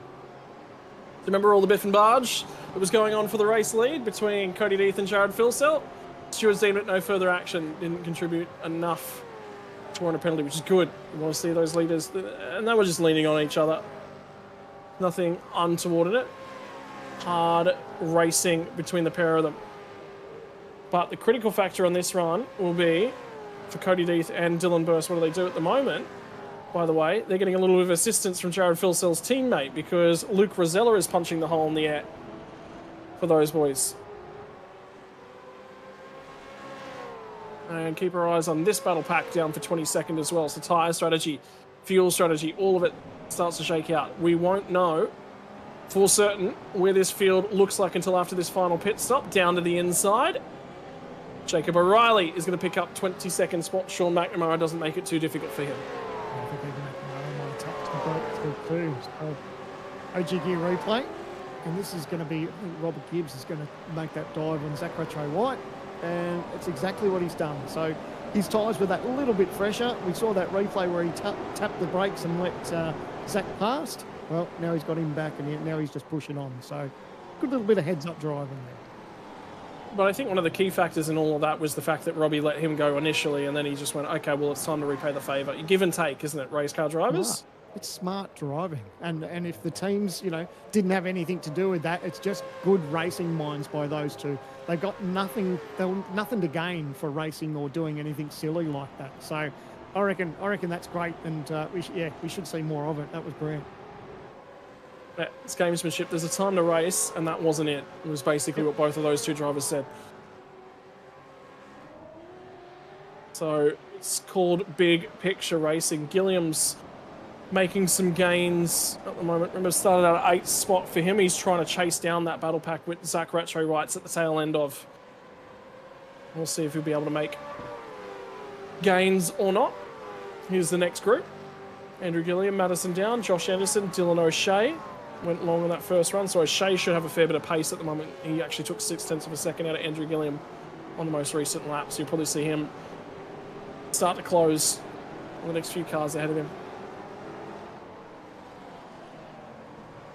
It's nice we're getting this little bit of moment just to catch our breath. It was quite the race in the opening laps, wasn't it, Scotty? Like, as far as the action and everyone just having that red-hot go, everyone's now got themselves into a rhythm, and they can see how this race is playing out, and now it's all about looking after the car, looking after the tyres, and making that checkered flag and see who can get there the quickest. Obviously, they'll be starting to think about a little bit more pit strategy, but of course, maybe holding out for a possible safety car. We haven't seen it as yet. There's going to be somebody who'll goal hang as well for that. For sure. Look at Tyres cool off under a safety car. Chill back out. Lachlan Capel's going to pick himself up a 10-second penalty for the contact with Jack Witter. So that was, remember that contact we saw on the run into turn 4. That graph I was touching on, Madison down pit on lap 13. So obviously his tyres aren't going to be feeling the absolute greatest. But at the end of the day, he's rolled the dice, got a little bit of strategy on his side, and he's holding strong for the moment. But how's this battle up front? James Scott, Jared Filsell. We saw that Jared Filsell just had that moment, locked up that left front, and gifted the lead to James Scott. But maybe Jared's not too worried. He's probably quite content to sit there for a little bit and maybe save that little bit of fuel that we were talking about earlier. I'm curious who's going to pull the dice out of these front two. Because, again, they've raced along each other. These guys, out of anyone in the field, have raced alongside of each other for such a long period of time. They will know exactly what the other one is thinking, exactly how they're thinking about their race, and where they're trying to set it up. Have a look at the margin that they've got over Luke Rosella in third. 7.7 seconds, 7.5 as it adjusts now. So they've got themselves quite the healthy margin where they can just pretty much control their own race. They don't need to race and squabble and do anything silly at the moment. It's going to be an interesting one to keep an eye on because the margin between Cody Deeth and James Scott and the margin on fuel is about 7 seconds. So... yeah, so effective. So what we've got to consider, and this is the difficulty in understanding exactly what's going on in a race. So have a look at these two drivers in their pit stops. And I guarantee you, if you had your iPad in front of you, you'd be circling those times on the right. Pit box time for James Scott, 15.5. Cody Deeth, 22.4. What does that mean for these guys? Well, it does mean that the margin is 6.9 seconds in difference between their pit stop times. What's the margin on track? 8.7 seconds. The reason for that is that Cody Deeth actually just let Dylan Burst go. So it was a little bit closer, and then they went and ruined the numbers for us.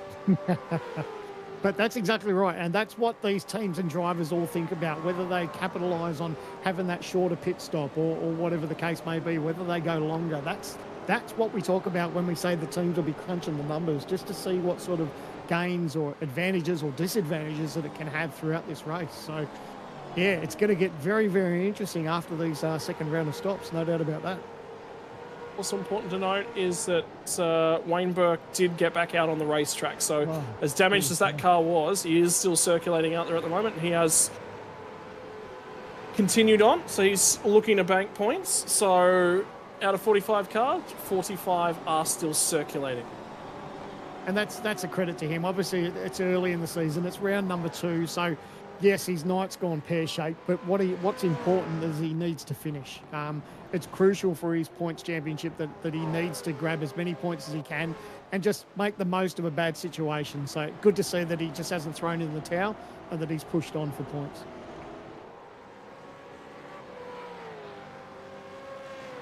Curious to keep an eye on Robbie Gibbs' progress. I tell you what, he underfilled that car a fair way, so that's why he went straight back past Zach Rattray White, because he's got 5 seconds less of fuel on board. And Rattray White's going to send it down the inside of Jordan Ross. Ross, again, another one of those light cars at the moment. Not a lot of fuel on board for him, so he'll be one of the first drivers out of this queue to dive in. But the big thing in Gen 3 that we're seeing is that you're not taking these big gulps of fuel at the first pit stop like you saw in previous generations with a race car. They're so reliant on that weight in how the car sits on the road that actually having a lighter race car is far more important. Yeah, absolutely. And it changes the way these teams and drivers go about their setups too. Obviously, there'll be teams out there that will try to get, that optimal fast setup with no fuel and all the rest of it. But realistically, you want something that's going to be heavy with a full fuel load. If you can get a decent car setup with that going on with everything behind you, then that can really convert into speed over these long runs. Penalty 5 seconds has been assigned to Tyson. Gee whiz, you do need a notepad to keep track of all these tonight. Contact with Brian Bourke, lap 13, so that's about 18 laps ago at this point in time. GQ replay, we ride on board and pop. There he goes. just that nose to tail. He managed to straighten up. He did lose a position out of that. And he could possibly lose another one here. No, holds that position, but just that nose to tail contact, that's, unfortunately the stewards have seen that, and yeah, they didn't like that too much and offered a 5-second penalty for his efforts. Now Dylan O'Shea's starting to make some ground. Ranging up on the back of Damon Woods, although Damon Woods actually passed him on this lap, so Woods has got a little bit of a turn of speed at the moment in this pack. And he should have much better tyres than a couple of cars ahead of him as well, so he should start to make some ground. I tell you what, Josh Anderson just about made a meal of the run down of turn 4. And somebody just ran offline as well, because there was a bunch of garbage just thrown up and a bunch of dust. And I think it was Ryan Jones, who's actually on an outlap just up the road. So he's on fresh rubber after making his second stop. It was someone that ran wide down at turn 4. It was Ryan Jones. See how your crystal ball was, mate. We'll see if we can get a bit of a replay and see who that was. But it's interesting, isn't it, for these drivers? They really need to be mindful when they come out of the pits to look after these tyres and build them up to pressure and temperature. And, yep, it's had the wiggle, gone through the gravel trap. He's gone for safety and grabbed a little bit of tarmac around the outer edge of the gravel and rejoined. So exactly what you were saying. Remember Valtteri Bottas mowing lawns down there? I couldn't figure out which way the truck was supposed to go. Yeah, there you One go. period, tried driving. Yep.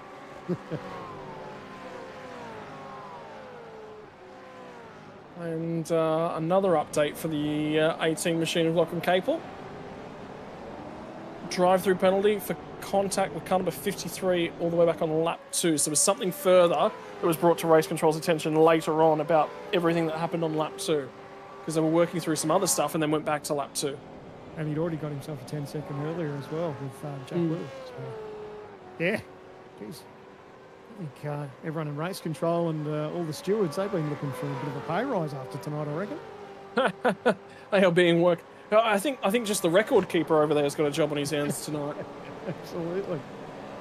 So we're now beyond the halfway mark.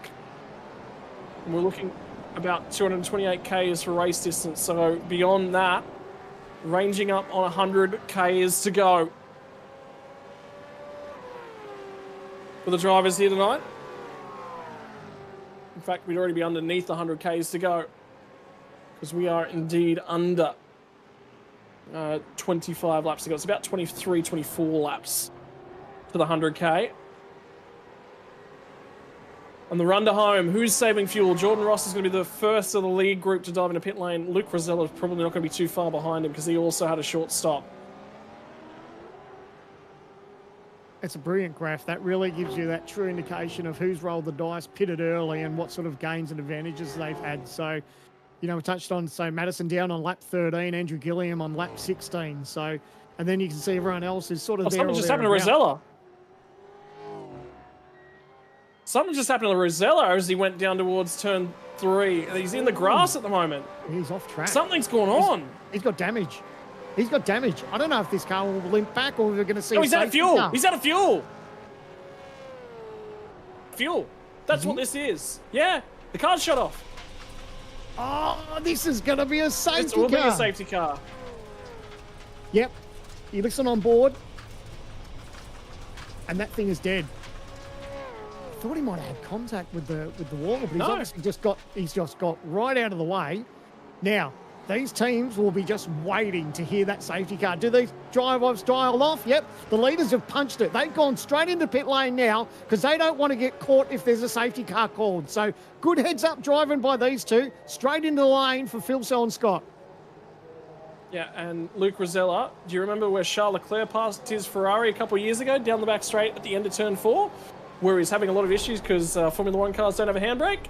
About the same spot for the driver of the 55. That's it. That's turn 4 up in the top left-hand corner. So he might actually be okay. Safety car at all. He's out of the way. Oh, so our leaders have dived into the lane thinking they might get a safety car, but he is definitely out of harm's way. Well, two leaders dived in, Dylan Burst and Cody Deeth. And I think he was just clear to toes. So there will be no safety car. No. And this is indeed the run down the hill. brilliant heads-up drive, and he did his absolute best just to get out of the way.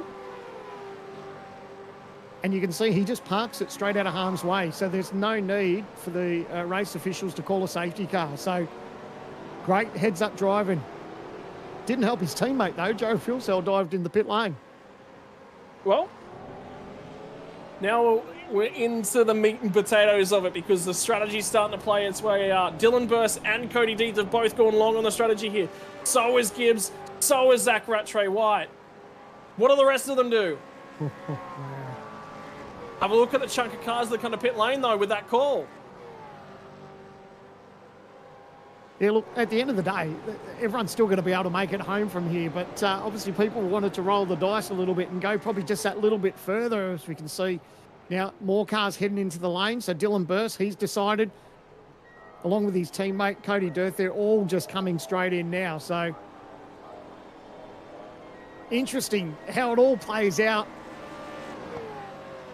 Everyone praying for possibly a safety car, but it hasn't been the case. But don't rule it out. 17 laps to go still. Yep, anything can and will still happen. Who's going to continue on? Gibbs is in. Rattray White's in. Josh Anderson's the first of the drivers who have continued on. Dylan O'Shea has also continued on. Madison down in the lane. So they're all starting to come. Where is our race lead?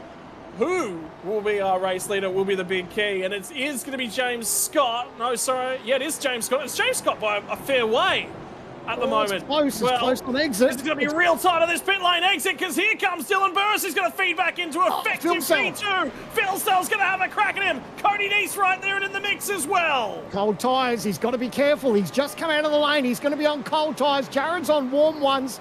He pulls it up nicely, still up the inside there. Jared Filsell, good space, and they're racing hard. Jared Filsell might get done by 2 spots here. And it was last time out at Sebring where Jared Filsell looked in his rearview mirror and the squabbling kicked off. This time it's James Scott. Burst is not going to give an inch. D starts to range up on the pair of them as well. And where it was Lobs 1 and 2 last season, there's a little bit of hip and shoulder. And Dylan Burst gets him. Now it's up to Cody Deeth. Can Cody Deeth have a set? He's trying to line him up. Down into turn 6. Can't quite get there. Awesome heads-up driving by Deeth. He was going to go for the inside. Jared was all over that, though. He covered to block him, and they got away with it. But now look at this. They're starting to fall back a little bit. And look at that little bit of margin now that James Scott's got all over him. Yeah, Phil Sell's now looking to start to cover. Picked up a little bit of dirt and grass. He was also sliding the rear tyres, so his rear's going to fall off just a fraction. This was the run through turn 6. Gets to the power, and then just lights up the rear tyres. They're brand new tyres too. He wants to look after him. Still 16 laps to go. You don't want to heat him up too much. But man, oh man, he finds himself in a little bit of an Eclipse sandwich here. He's got to be careful because up front, James Scott is just starting to open up that little bit of margin. And Scott has a lead at the moment of right about 1.2 seconds over these guys. Effective race lead because the strategy's still going to play its way out. Oh, Phil's under attack. Dylan Burst, Cody Deeth is going to squeeze him all the way to the edge of the runoff area. Now he's going to go side by side and have a look at the legs on this thing. Because Deeth is having a go. Now they're going to bang panels once again. They are leaning on each other. The run down to turn 4. Oh, touch in the braking zone. Deeth's in trouble. Does manage to pull the car up. Parks it on the apex. Gets the job done. That's for third. Effective third position. And Filsell had it all his own way in race 1. Nuh-uh. The field fires back in race 2. Have a look at this replay, the OG Gear replay. Look at Cody Deeth. Just fires right up the inside there. No, there was just a tiniest little bit of touch, but nothing. That's play on. And then these guys start side drafting. A little bit of door handle to door handle. Bumping. They're having a crack here. And you can see they just lock horns a little bit here. A little bit of a wiggle where the wheels touch, but they push on. That was really good, hard driving there. And Cody was up to holding the line and just didn't leave the door open for Filsell. I just thought he was going to go in the fence. By the way, Dylan Burse has had a supreme lap whilst those two fought. The margin is under a second again. So there is every opportunity that they're able to claw their way back up to James Scott. Is Scott saving a little bit of tire? Is he trying to look after the rears? Is he trying to give himself something should there be a safety car to play out? There is one driver left to make their final pit stop. Josh Anderson's the last surviving remnant of drivers to make their final stop. Have a look at the way that the field's played itself out. This is going to be a blockbuster. The Red Bull Ring, she just delivers this place. Yeah, it's been like that from practice to qualifying and now to racing. And it's still happening here, Maloney. He's going to get up the inside. Oh, my goodness, they're going to go 3 wide. No way. They managed to get away with it. That was heart and mouth stuff. Is this? I don't think Tyson Broad's actually made his final stop. So he's actually out of sequence in this as the Orbit drop bear car. So he's still yet to make a stop. So him fighting in amongst this is not really playing into the hands. Myers will get the job done. Jordan Ross is going to send it because he has to. That's not a send because he wants to. That's a send because he knows if he gets held up here, he will lose the pack ahead. So he sort of had to go for that one. Anderson waves the white flag. He will dive into the pit lane. And there is one driver to make their stop. For Tyson Broad, you feel it's coming soon. But for this pack, and it is closing, there's nothing in this as we go towards the flag. Wow, how good is this? This is going to shape up to be an absolute cracker towards the finish. We saw last week at just how that James Scott went about his racing, and unfortunately just sort of started to fall off a little bit as those laps wore on. So he'd be hoping for quite the opposite tonight. He finds himself in a decent position, but there's not much margin back to Dylan Burse, who's right there, Cody Death, his teammate, and then Jared Philsell. 2 seconds, cover the top 4. And I did get past a little bit of information. I wasn't sure how much I could actually talk about it outside, but then it got aired as well. But I can tell you there is a mechanical partnership between the Eclipse Sim Sports and the Chiefs Esports drivers. So James Scott, whilst he's not a direct teammate with Dylan Burse and Cody Death, he's an indirect teammate. They are working together on their mechanical relationship, their setups, and how to get the most out of the laps. So the fact that that's effectively 3 drivers out of that grouping running together at the pointy end of the field is really interesting. How about this then as Dylan O'Shea's going to get the elbows out. He'll get a job done as they run down the hill into turn 4. Stuck it right up the inside there. Madison Down just, he didn't have much say in it. He really had to just give the space. It was just smart heads-up racing, and they can just push on to fight another day. But nice little dive up the inside there for O'Shea. Sit back, grab a drink of water, top up of the popcorn, because we are running out of time to get this one done. They'll cross the line. There'll be 13 laps to run. Glenn Postlethwaite is lap traffic you see just in front of these guys at the moment. But other than that, that's the margin for your top 4. Is there anything more? When we heard we were going to Gen 3 chassis at Christmas time, this is the sort of racing I wanted to open on Christmas Day. Well, this is actually a little bit of a credit to iRacing as well. We talk about, the change to Gen 3 in the real world. We saw some really good close, hard racing, and it's exactly what we're seeing in the virtual world as well. So huge hats off to iRacing. These cars are just brilliant. The racing between, it doesn't matter whether you're running the Chevy or the Ford, there's just brilliant racing. And this is only round 2 of a 12-round season for the V8 Pro Invitational. We are so excited about what this season has to offer, and we haven't even got to the Enduros. Can you imagine what it's going to be like when we head to Mount Panorama? Dylan Burse is closing him in. Dee's struggling a little bit. He's not necessarily going with these front 2. So whether or not he's put a mark on his tyre, just with the way that he was fighting Jared Philsell, he hasn't really got anything to counter with at the moment. But Dylan Burse is absolutely pulling James Scott in. Last time I was a 31.424 for Burse. Scott ran a 6.86. Alternatively, do you wonder whether or not James Scott might have underfilled that car a little bit? He's got some fuel to save. Oh, geez, I don't know about that. Yeah, I don't know. But look, at the end of the day, they're doing the right thing. And I don't know if Cody Death will be too worried just yet, knowing that you've got a teammate there that you're almost at the point where you're going to be starting to sniff a little bit of that draft. It's going to put these top 4 in quite the position. Under 2 seconds, covering the top 4 with 12 to go. I don't know that you want to hedge your bets on any one driver out of these four just yet.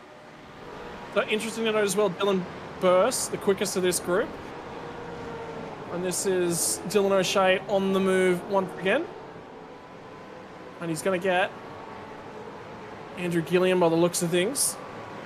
Gets underneath him as he comes off there. And once you're the inside here, it's just basically done and dusted.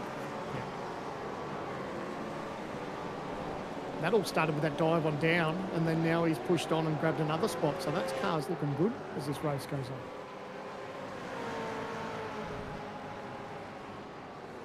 Just looking at Josh Anderson, remember, he was the last of those drivers to pit. He has got really, really fresh tyres on that car. He took 0.7 of a second out of the race lead, 0.6 out of the next two cars on the road ahead of him. Damon Woods has got his way back up to P6 at the moment after all of those issues. But they're going to have to try and defend from Anderson in the dying laps. And Griffin Gardner from the rear of the field finds his way to 22nd. Given that he wasn't in the race server until after qualifying, that's not too bad. And you're just going back on that conversation you were having about Josh Anderson. This is coming off a 4th place finish that he had in the opening round at Sebring too. So for him to start off 2025, what is he? So P4 for round 1 and currently P8 for round 2. I think he'd be pretty happy with his start to the season so far, and it's still not over yet. Yep. He'll get the opportunity. We're going to keep having a crack, and again, Dylan Burst just closes up just a little bit, but he wasn't able to make any sort of inroads on that lap. I can tell you, Anderson is on the send on Robbie Gibbs at the moment at turn 3, so Ando picks off another one. That's it. It's already late. By the time we join the action over there, Josh Anderson's gone up to 7th. Beautiful. And, you know, it's not too far. He'll start to push on now and get another spot here. So, you know, this is good pace from Anderson and using that fresh tyre. Oh, he's locked it up as he missed. No, he made it. Sorry. I'll give Ando and myself a bit of a scare. We'll check out the OG Gear replay. And this is going to be maybe a move up the inside of the 31, and that's exactly what's happening. Straight up under brakes. Job done. But you should feel like Superman when you got those fresh tyres on, don't you? Yeah. Yeah. I'm just thinking and watching. Dylan O'Shea is going to be another one of those drivers who will be closing in. Robbie Gibbs will be doing all he can just to stick with that group, just take the draft and do what he can with it. Burst is closer again. Much closer again. Well, he's in a great spot. All he needs to do is just pressure James Scott. He's still got plenty of time up his sleeve. We've still got, what have we crossed the line now? 11 laps to go. There's still plenty of time. All he needs to do is put that pressure on James Scott and possibly make him put the pressure on himself and make a mistake and then gets gifted a position. So for the moment, it's not pressure for Dylan Burst. He can just take his time. But what you want to do is just put the most amount of pressure he can all over to the back bumper of James Scott. Yeah, sit there. And the other thing to consider is, when do you go for this? And the biggest thing they needed to do was open a little bit of a defensive margin, the cars up behind. Well, that started to open up. Cody Deeth is now out of the draft. There's a car wide at turn 1. That might be Robbie Gibbs. No, it's Ethan Greengold. He's had a moment there at turn 1. Way off the racing line. We'll have to see. We'll go to an OG replay and just see what happened. But Jacob O'Reilly in the Vermilion. Oh, has he gone in break? Oh, he's tagged the back of him. Geez, they've managed to both get away with it, but man, that was a decent old hit. Ooh, Braking marker. And once you lock those brakes, there's not much you can really do. Yeah. It's getting racy now. Oh, no! Oh, contact hardware. That's Hayden Veld. Nosed it into the barrier. He's still got the engine running on that thing. We're going to check out an OG Gear replay. How did all this unfold? So these guys just battering it out. Oh, he's got alongside. Oh, it hasn't quite cleared. Oh, there's been nose-to-tail contact. Still going on with it. Oh, man, it's got messy down that straightaway. And hard contact into the barrier. My word. It was just silly, wasn't it? But you see, that's pretty typical, actually, coming off a turn 3 here. Because everyone's trying to get traction, and the road's not straight. Philcell's got the position for P3 now, so he's got the job done on Cody Deeth. Here we go, replay, a little bit of nose to tail. Out of turn number 1, he's just going to draft him. He's got that little bit of a run. Puts him to the grass, but Philcell's got enough alongside of him. And he'll get the job done in the braking zone. And that was just that drag race out of turn 1. You can see he was just bump, bump, bump right there and in the rear. Yep. The whole way off. Would you call the bump and run? Probably not. He's just there. He's saying, mate, you've got to pick up the throttle. We need to go. We need to go. We need to go. The problem for Philcell now is at 1.5 seconds up the road to the next 2. So can he do something with it? Cody Deeth's starting to just ail a little on the tyre. Be interesting to see if he can go with Jared Philcell. Yeah, well, that's what he needs to do is just, try to tag onto that draft as much as he can. Because I tell you what, if Scott and Dylan Burst start battling it out, that'll pull Jared Philcell and Cody Deeth straight into the thick of it without, within the blink of an eye. That's how close it'll be if these two start squabbling too hard. I think part of the reason these two haven't squabbled is they both recognise what needs to happen. A shot from the rear of Cody Deeth's number 3 Mustang. Look at the run. He just gets his nose just alongside, almost gets pushed to the grass, and it's just a drag race. And Philcell's got the line up into the inside to that right-hander. He's got car position and gets the job done. Good little battle. Yep, job done. Gets his way on through. So this is that next little group. That's Damon Woods yielding to Josh Anderson. He'll get a little bit of a hurry up in the mid-corner as well. Ando, that was smart of Ando. He just had to cover that inside line. So just checked up mid-corner and then got the position. So P6 now for Ando. So well done, Josh. Good job. Andrew Gilliam and Dylan O'Shea have just lost a bunch of spots. I think we might find out in just a few moments exactly why that's happened.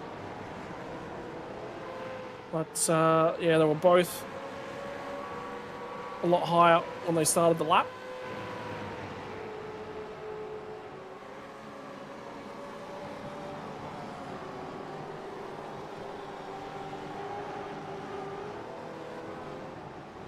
So this is O'Shea at the head of this little pack, and Gilliam's going to get to the inside. Touch? No. Pretty clean there so far.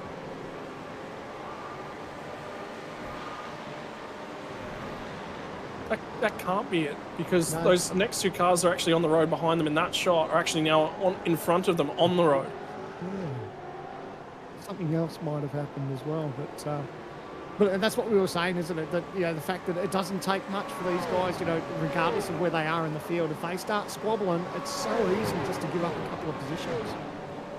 But you're right; those TTR cars are in front of them now for the moment.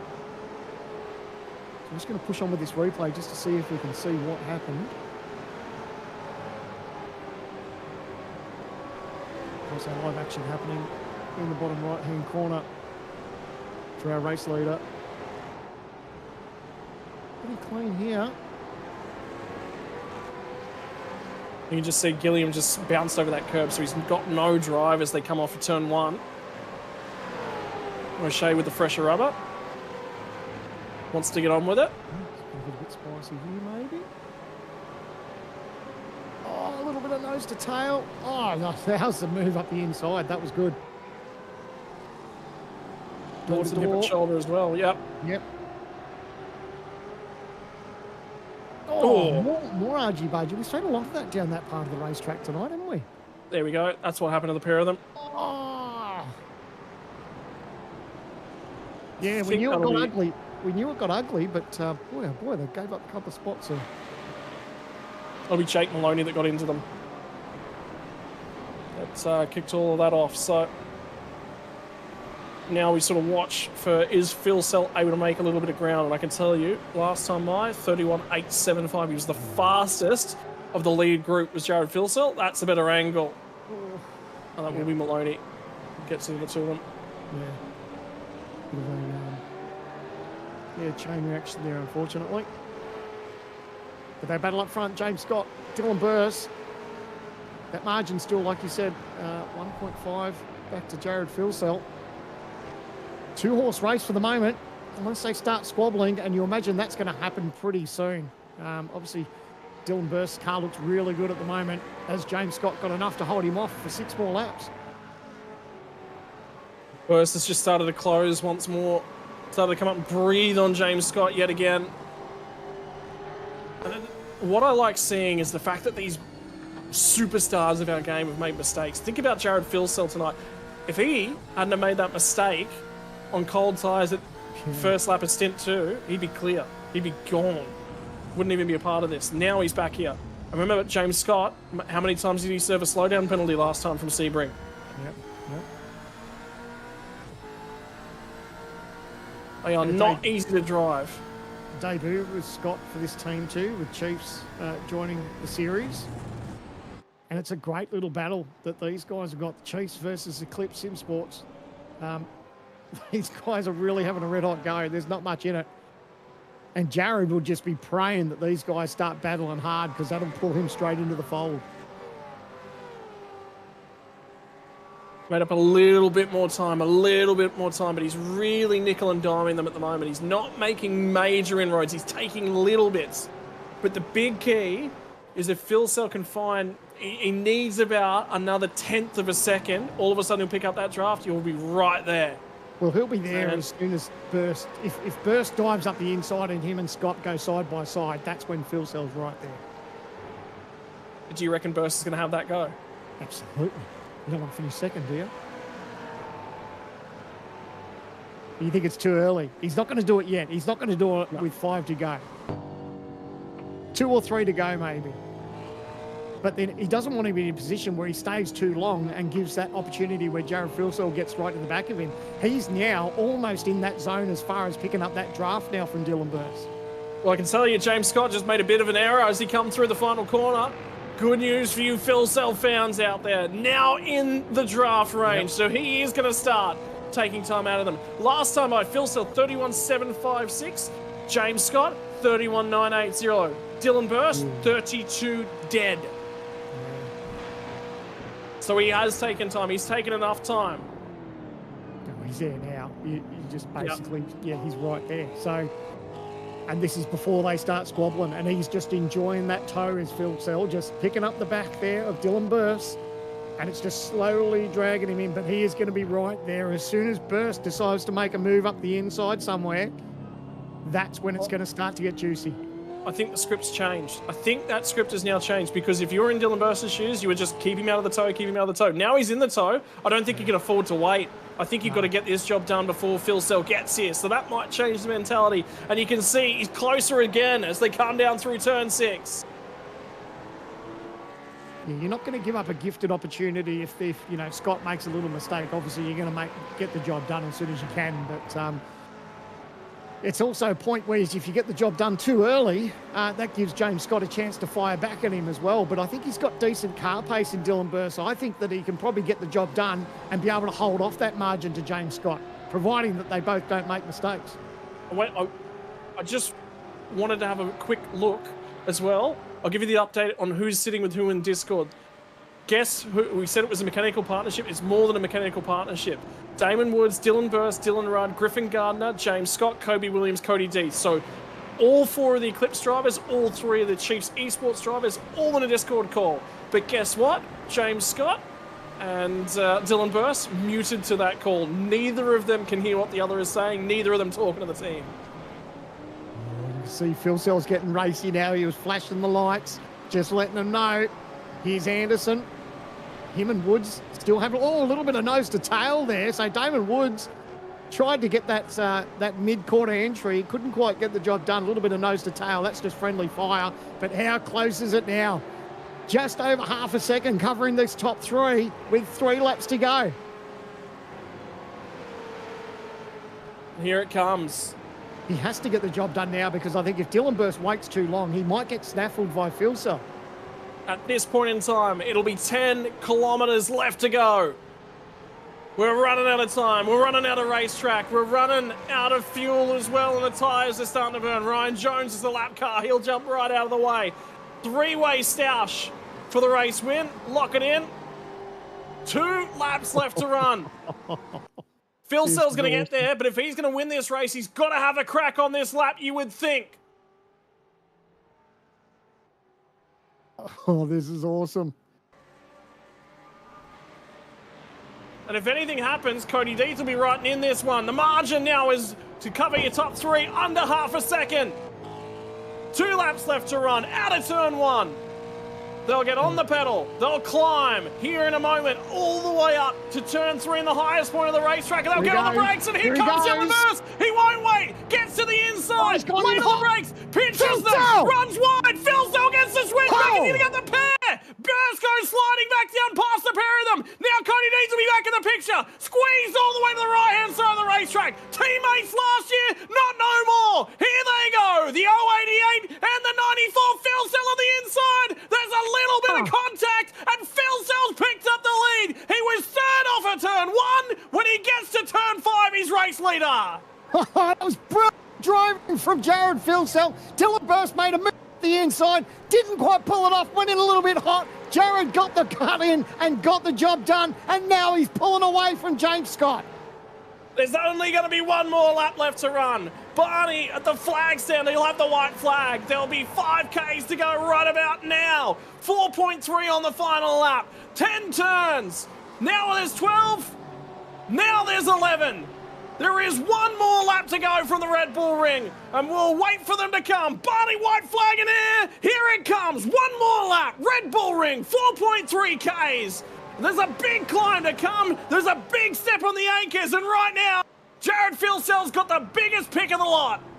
Yep, he just needs to hit his marks. Don't worry about what's happening behind him. He just needs to make optimal run out of here and get to his braking zone. There's going to be squabbling behind him, and that's what he wants to see. He wants to see Dylan Burst and James Scott going at it, and that's exactly what he starts to see in his mirror. They go single file again. Jared Filzel hits the marker, straight on the apex, but it's nose to tail between Scott and Purse. When they get off at turn 3, he's nearly got half a second. In fact, he did have when he got on the loud pedal. For the final time, they'll run it down the hill to turn number 4. Your best overtaking opportunities. They're now in the rear view. 2 laps ago, James Scott, he was leading this thing. He was comfortable. He was sitting there. Dylan Burst was right on the backside, but he had control of the race. So this is 2 in a row that he's had control of, and he's let it slip through his grasp. But Jared Filzel's been supreme. Out of turn 6. Now, he's only got a couple more turns left to go. He'll flick it in at 7, then it's back to the right at 8. You just about can't get a pass done. He'll slide the tyres. Those rear tyres have been worked hard for the driver of the 94. Lobs Esports, he won race 1. He cleaned up a bunch of them last year. Looks like he's going to win race number 2. And ladies and gentlemen, 52 laps from the Red Bull Ring.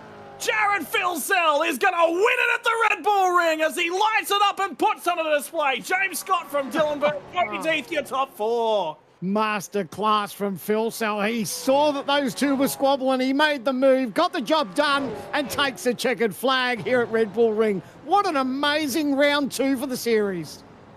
But I tell you what, James Scott pulled it over very, very quickly. He did enough. He was just done. He'd be disappointed with that one because he knew he had the speed to be able to get that one done. Dylan Burst is the spoiler and all that. Runs it wide. The field's still coming their way through. We're down to about 18th, 19th spot. Late on in the piece, got an update.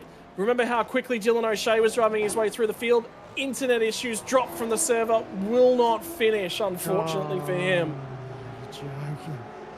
Wow. Oh, what an amazing round 2 from the Red Bull Ring. That was awesome.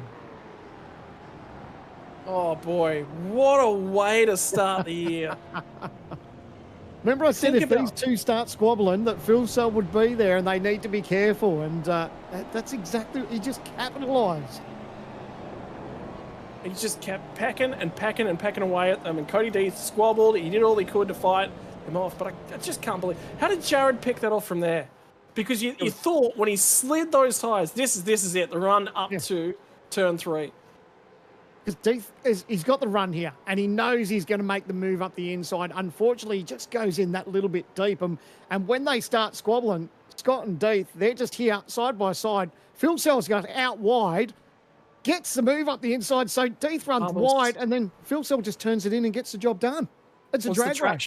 It's the traction out the other side. And have a look at where James Scott got off at turn 3. He was in the marbles. Yeah, and it was smart heads-up driving because Phil Sell went out wide, cut in, and had the perfect line. It was just got the power down, had the traction, got the job done, checkered flag. A little bit of a touch down there at turn 4 is probably what prevented James Scott. But at the back end of the race, you know, there's marbles. You can't be on the outside at the back end. You've got to be on that apex. So, my word. Gen 3, race car fans, if you're sitting out there and you're in the chat and you haven't driven one of these things, get on iRacing and have a crack because they are so much fun to drive. Oh my word. When the best in the business go toe-to-toe for 52 laps at the Red Bull Ring, we are treated to a blockbuster. The hills came alive with the sound of awesome racing all night long. Jared Filsell gets it done for the Lobs Esports crew over the Chiefs Esports Club. Dylan Burst home in third, and the first podium for Eclipse Sim Sports. Cody Deeth also there. So top 4, 2 cars inside the top 4. They'll be happy with that one from a team's perspective. Zach Rattray White gets his first top 5. Finally manages to check that box after being bumped and worked all over at Sebring. You thought he nearly might have been on the podium back there. Has a great night at the office. Josh Anderson had pace late on in the race. Him and Damon Woods had a phenomenal battle by the look of that. Have a look at the margin between them. Less than 500ths of a second to cross the start-finish line to finish things off. Robbie Gibbs, another consistent result. And again, ERT said they weren't happy with the pace in the car tonight. He's currently the best ERT performing driver, which you haven't been able to say about him for a very, very long time. You'd be very happy with the way that thing's driving at the moment. Jake Maloney also inside the top 10, and Andrew Gilliam, last driver in the 10. Madison Down, well, when you didn't have a race car, didn't actually do too bad. Went for the undercut strategy, worked for him here tonight. Sometimes you've got to try something a little bit different. Brady Myers, Jordan Ross, great result for the Synergy Sim Racing driver. Dylan Rudd, defending champion, home in 14th. These cars just not gelling with Dylan Rudd. Matty Bowler, Brenton Hobson, Adam Briggs, Ethan Grieg-Galt. A lot of penalties to serve for the driver of the 7, unfortunately, tonight. Jacob O'Reilly also will have a penalty added to his post-race time for that contact with Grieg-Galt in the final run. Griffin Gardner, rear of the field to 20th. He will be the hard charger. There is no way anyone is beating him for the hard charger tonight. So congratulations to Griff. Outside of your 20, Emily Jones will be the first driver home in 21st. Sebastian Van Del, Sean McNamara, team boss for 9-5, home in 23rd. Ben Faulkner, Teo Serrano, Andre Yusuf, Rick Kuznetsov. Remember, 2 15-second penalties for the driver of the 888 sees him back in 27. 30 seconds. If he had finished 17 seconds off the lead, he would have been 14th. That's how far that's cost him tonight, unfortunately. That's a massive amount of margin. Dylan Pereira, Kurt Stenberg drove through the field from 35th to 29th. Ian Ford from is your final driver inside the 30. Tyson Broad, the first driver home outside of the 30. Brian Broad, Brady Baldwin, Bo Albert. Reasonable night at the office given he was on a borrowed sim rig. Chris Ireland, Lachlan Capel, penalties for him. He won't be happy with the way his night's gone. Damon Mulqueen, Kobe Williams rotated centre to the rear of the field. Hayden Veld does manage to finish the race, but not on the lead lap. And Ryan Jones, first car at 1 lap down. Glenn Postlethwaite and Wayne Burke also at 1 lap down. Dylan O'Shea with internet issues, 3 laps down. Jack Wittes and Luke Rosella, your 2 retirements on the night. Righto, that takes us through 45 drivers, 52 laps.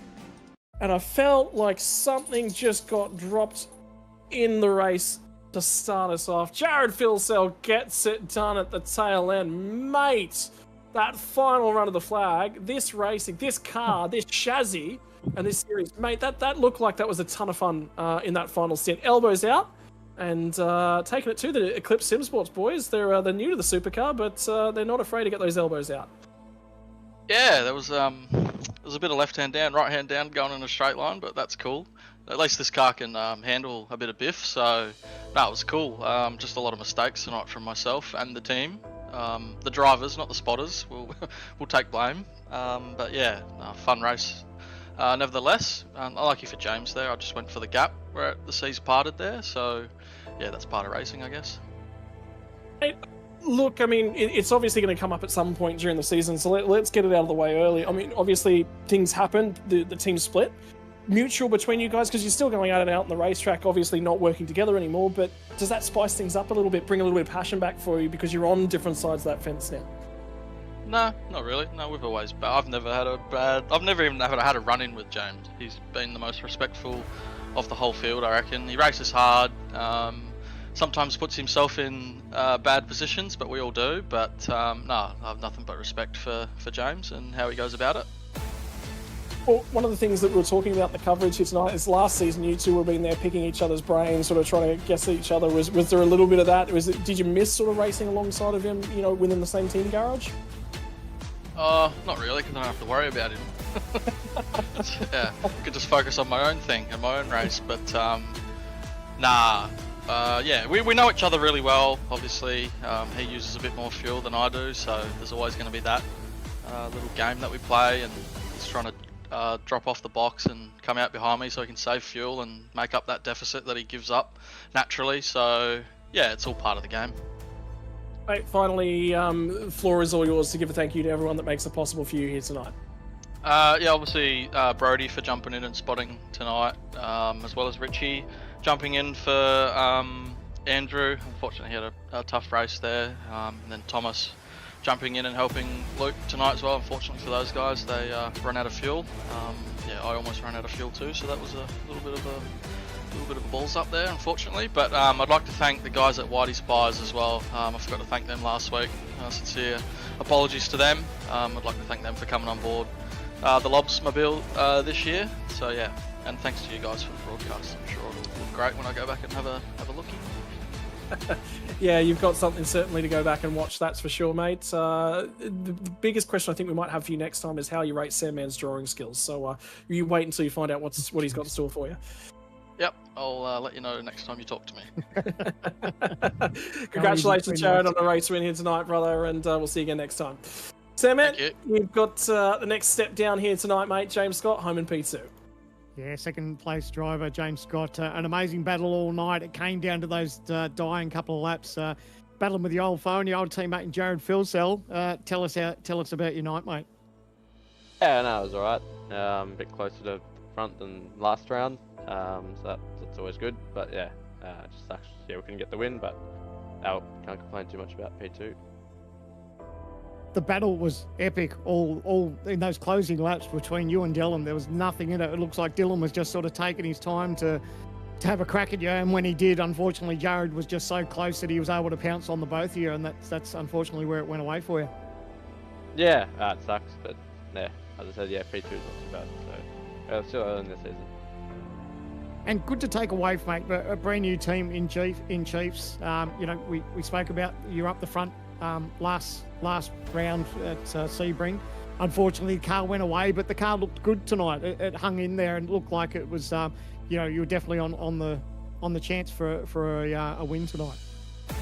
Yeah, no, the car was definitely, well, it couldn't have gone much worse than Sebring. So, yeah, no, it was definitely better tonight. Definitely went in a completely different direction. So, yeah, no, it was all right. Still probably lacking a bit of speed, but yeah, probably more in the driver than the setup. Well, we look forward to the next round, mate. Watkins Glen, April 30. Your thoughts on that? Do you enjoy racing at the Glen? Nope, absolutely hate it. So, yeah, we'll see. We've gone okay then in the past, but yeah, can't stand that track. So, yeah, no, we'll see what we can do. Well, before you let you go, mate, is there anyone that you'd like to thank? Yeah, obviously shout out to all the sponsors at the Chiefs with Aussie Broadband, Westfield, and Logitech G. And yeah, thanks to you guys for the broadcast, the series admin, and yeah, well done Jared for the win. Good race. Well done, James. We'll see you at the Glen, and fingers crossed we'll have a chat to you in Victory Lane. But until then, mate, all the best for your preparations for round 3. Thanks, man. Well, there you have it, Scotty. In second place, James Scott, and I believe you caught up with third place, Dylan Burst, and what a battle they had tonight. Dylan, mate, talk to us a little bit about the race. Obviously, different fuel strategy in that middle stint made it at least quite interesting, but you boys are still adapting, still adjusting to the car. Obviously, you've got the raw talent, but it's a swing, isn't it? You can really get the elbows out in these here Gen 3s. Yeah, pretty much. Hey, I mean, I'm pretty happy with my driving tonight, apart from that second last lap. So, I mean, stoked on that. Car's mint. Just Gotta try and bring her home one day. Mate, you opted to go, you and teammate behind you as well, Cody, both opted to go with that completely different fuel strategy to the rest of them. Went quite heavy in the middle stint of the race. Was that just a setup decision? The car felt better with a little bit more fuel on board? Because all in all, you're actually able to run very similar pace to the guys up front that were, quite a significant way lighter on the fuel load. We would just run it, because why not? I mean, sort of just guessed the number and put it in there. So felt like going a bit deep in the pack for some reason and just running it, I guess. Yeah, didn't really think about it that much. In terms of things, next time out we're going to be heading off to Watkins Glen, home of GT3 racing, which that'll be a little bit more into your wheelhouse, brother. Confidence levels heading into what is a tricky turn 2, turn 3 at the Glen. Should be right. I hope to try and get a good qualifying this time, and yeah, just keep the nose clean like tonight for the most part. Should be right, I'd say. So looking forward to it. Right, finally, floor is all yours to give the thank yous to the people that make it possible for yourself and the Eclipse Cindersports group. Yeah, I just shout out you guys for putting it on. The broadcast, the race, the everything. Shout out to the boys at Eclipse, 5-6 sim coaching, Luke's new driver performance. And yeah, I mean all the guys that did the doc and the work behind the scenes as well. So yeah, shout out to all of them. Sorry to James for that fucking last lap. Fuck both of us. So my bad, outbroke myself. And yeah, pretty much it. Thanks, mate. Well, congratulations there, mate, on the podium, and we'll see you next time of asking. So thank you very much for joining us. Righto, we're going to step, excuse me, we're going to step straight into some post-race coverage. We've got a replay here from the final lap. So this is James Anderson and Damon Woods. We said there was nothing between these guys at the start. Yeah, just catching up with this replay now. So it's always a drag race, isn't it? Especially around here, you know, your tyres and you're almost worn out yourself, but they're just not giving up. They know it's a run to the checkered flag. So it's going to be a dive here, and let's see if they get away with it. It's a under corner here. Anderson holding on. Crossover, did he get on the throttle a little bit? Oh, nothing in it. Just a pure drag race to the finish line.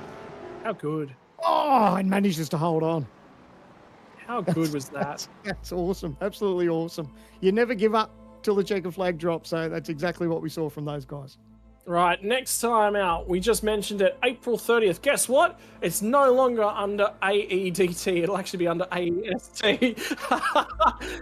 Right, that's it. I believe it's this weekend, actually, the clocks go back. So all of a sudden, I'm back on the same time zone as you, Sam, which would be, you know, we don't have to sit here and do math about who's correct and whose time is better.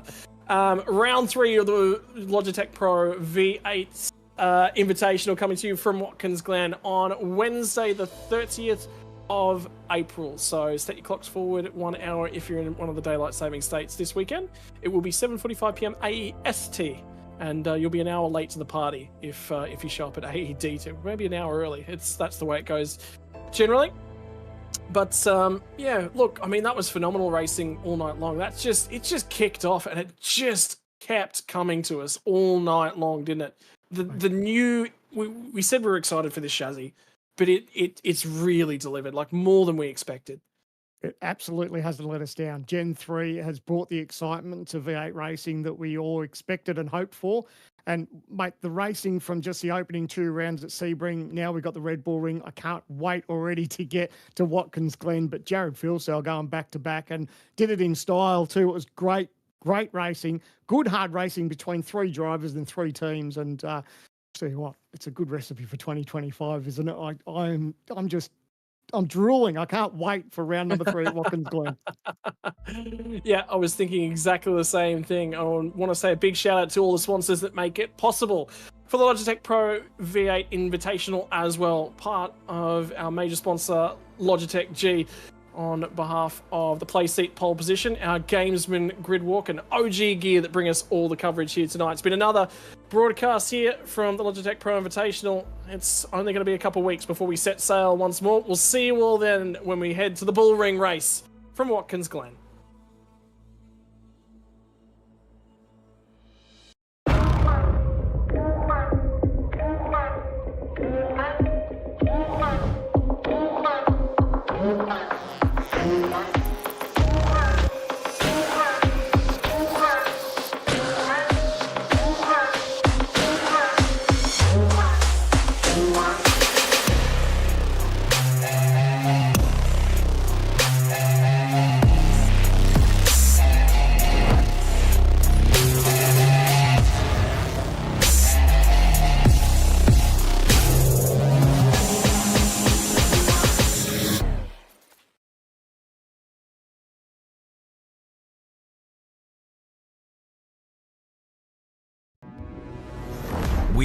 are gaming fanatics. Our goal has never been to just play games. We think it's much better to feel like you're actually in the game. This feeling is what drives us as we create world-class gaming chairs. Our one aim, give you a brand new gaming experience. Help you move in perfect sync with everything on screen. Make sure you're having a ton of fun. It took us decades to achieve this, and we're still not satisfied. Every day, we wake up to get better. We'll never stop designing the very best to help you be your best. When it's all said and done, our job's only done if you're in full flow and focused on your victory. May you win, and win big.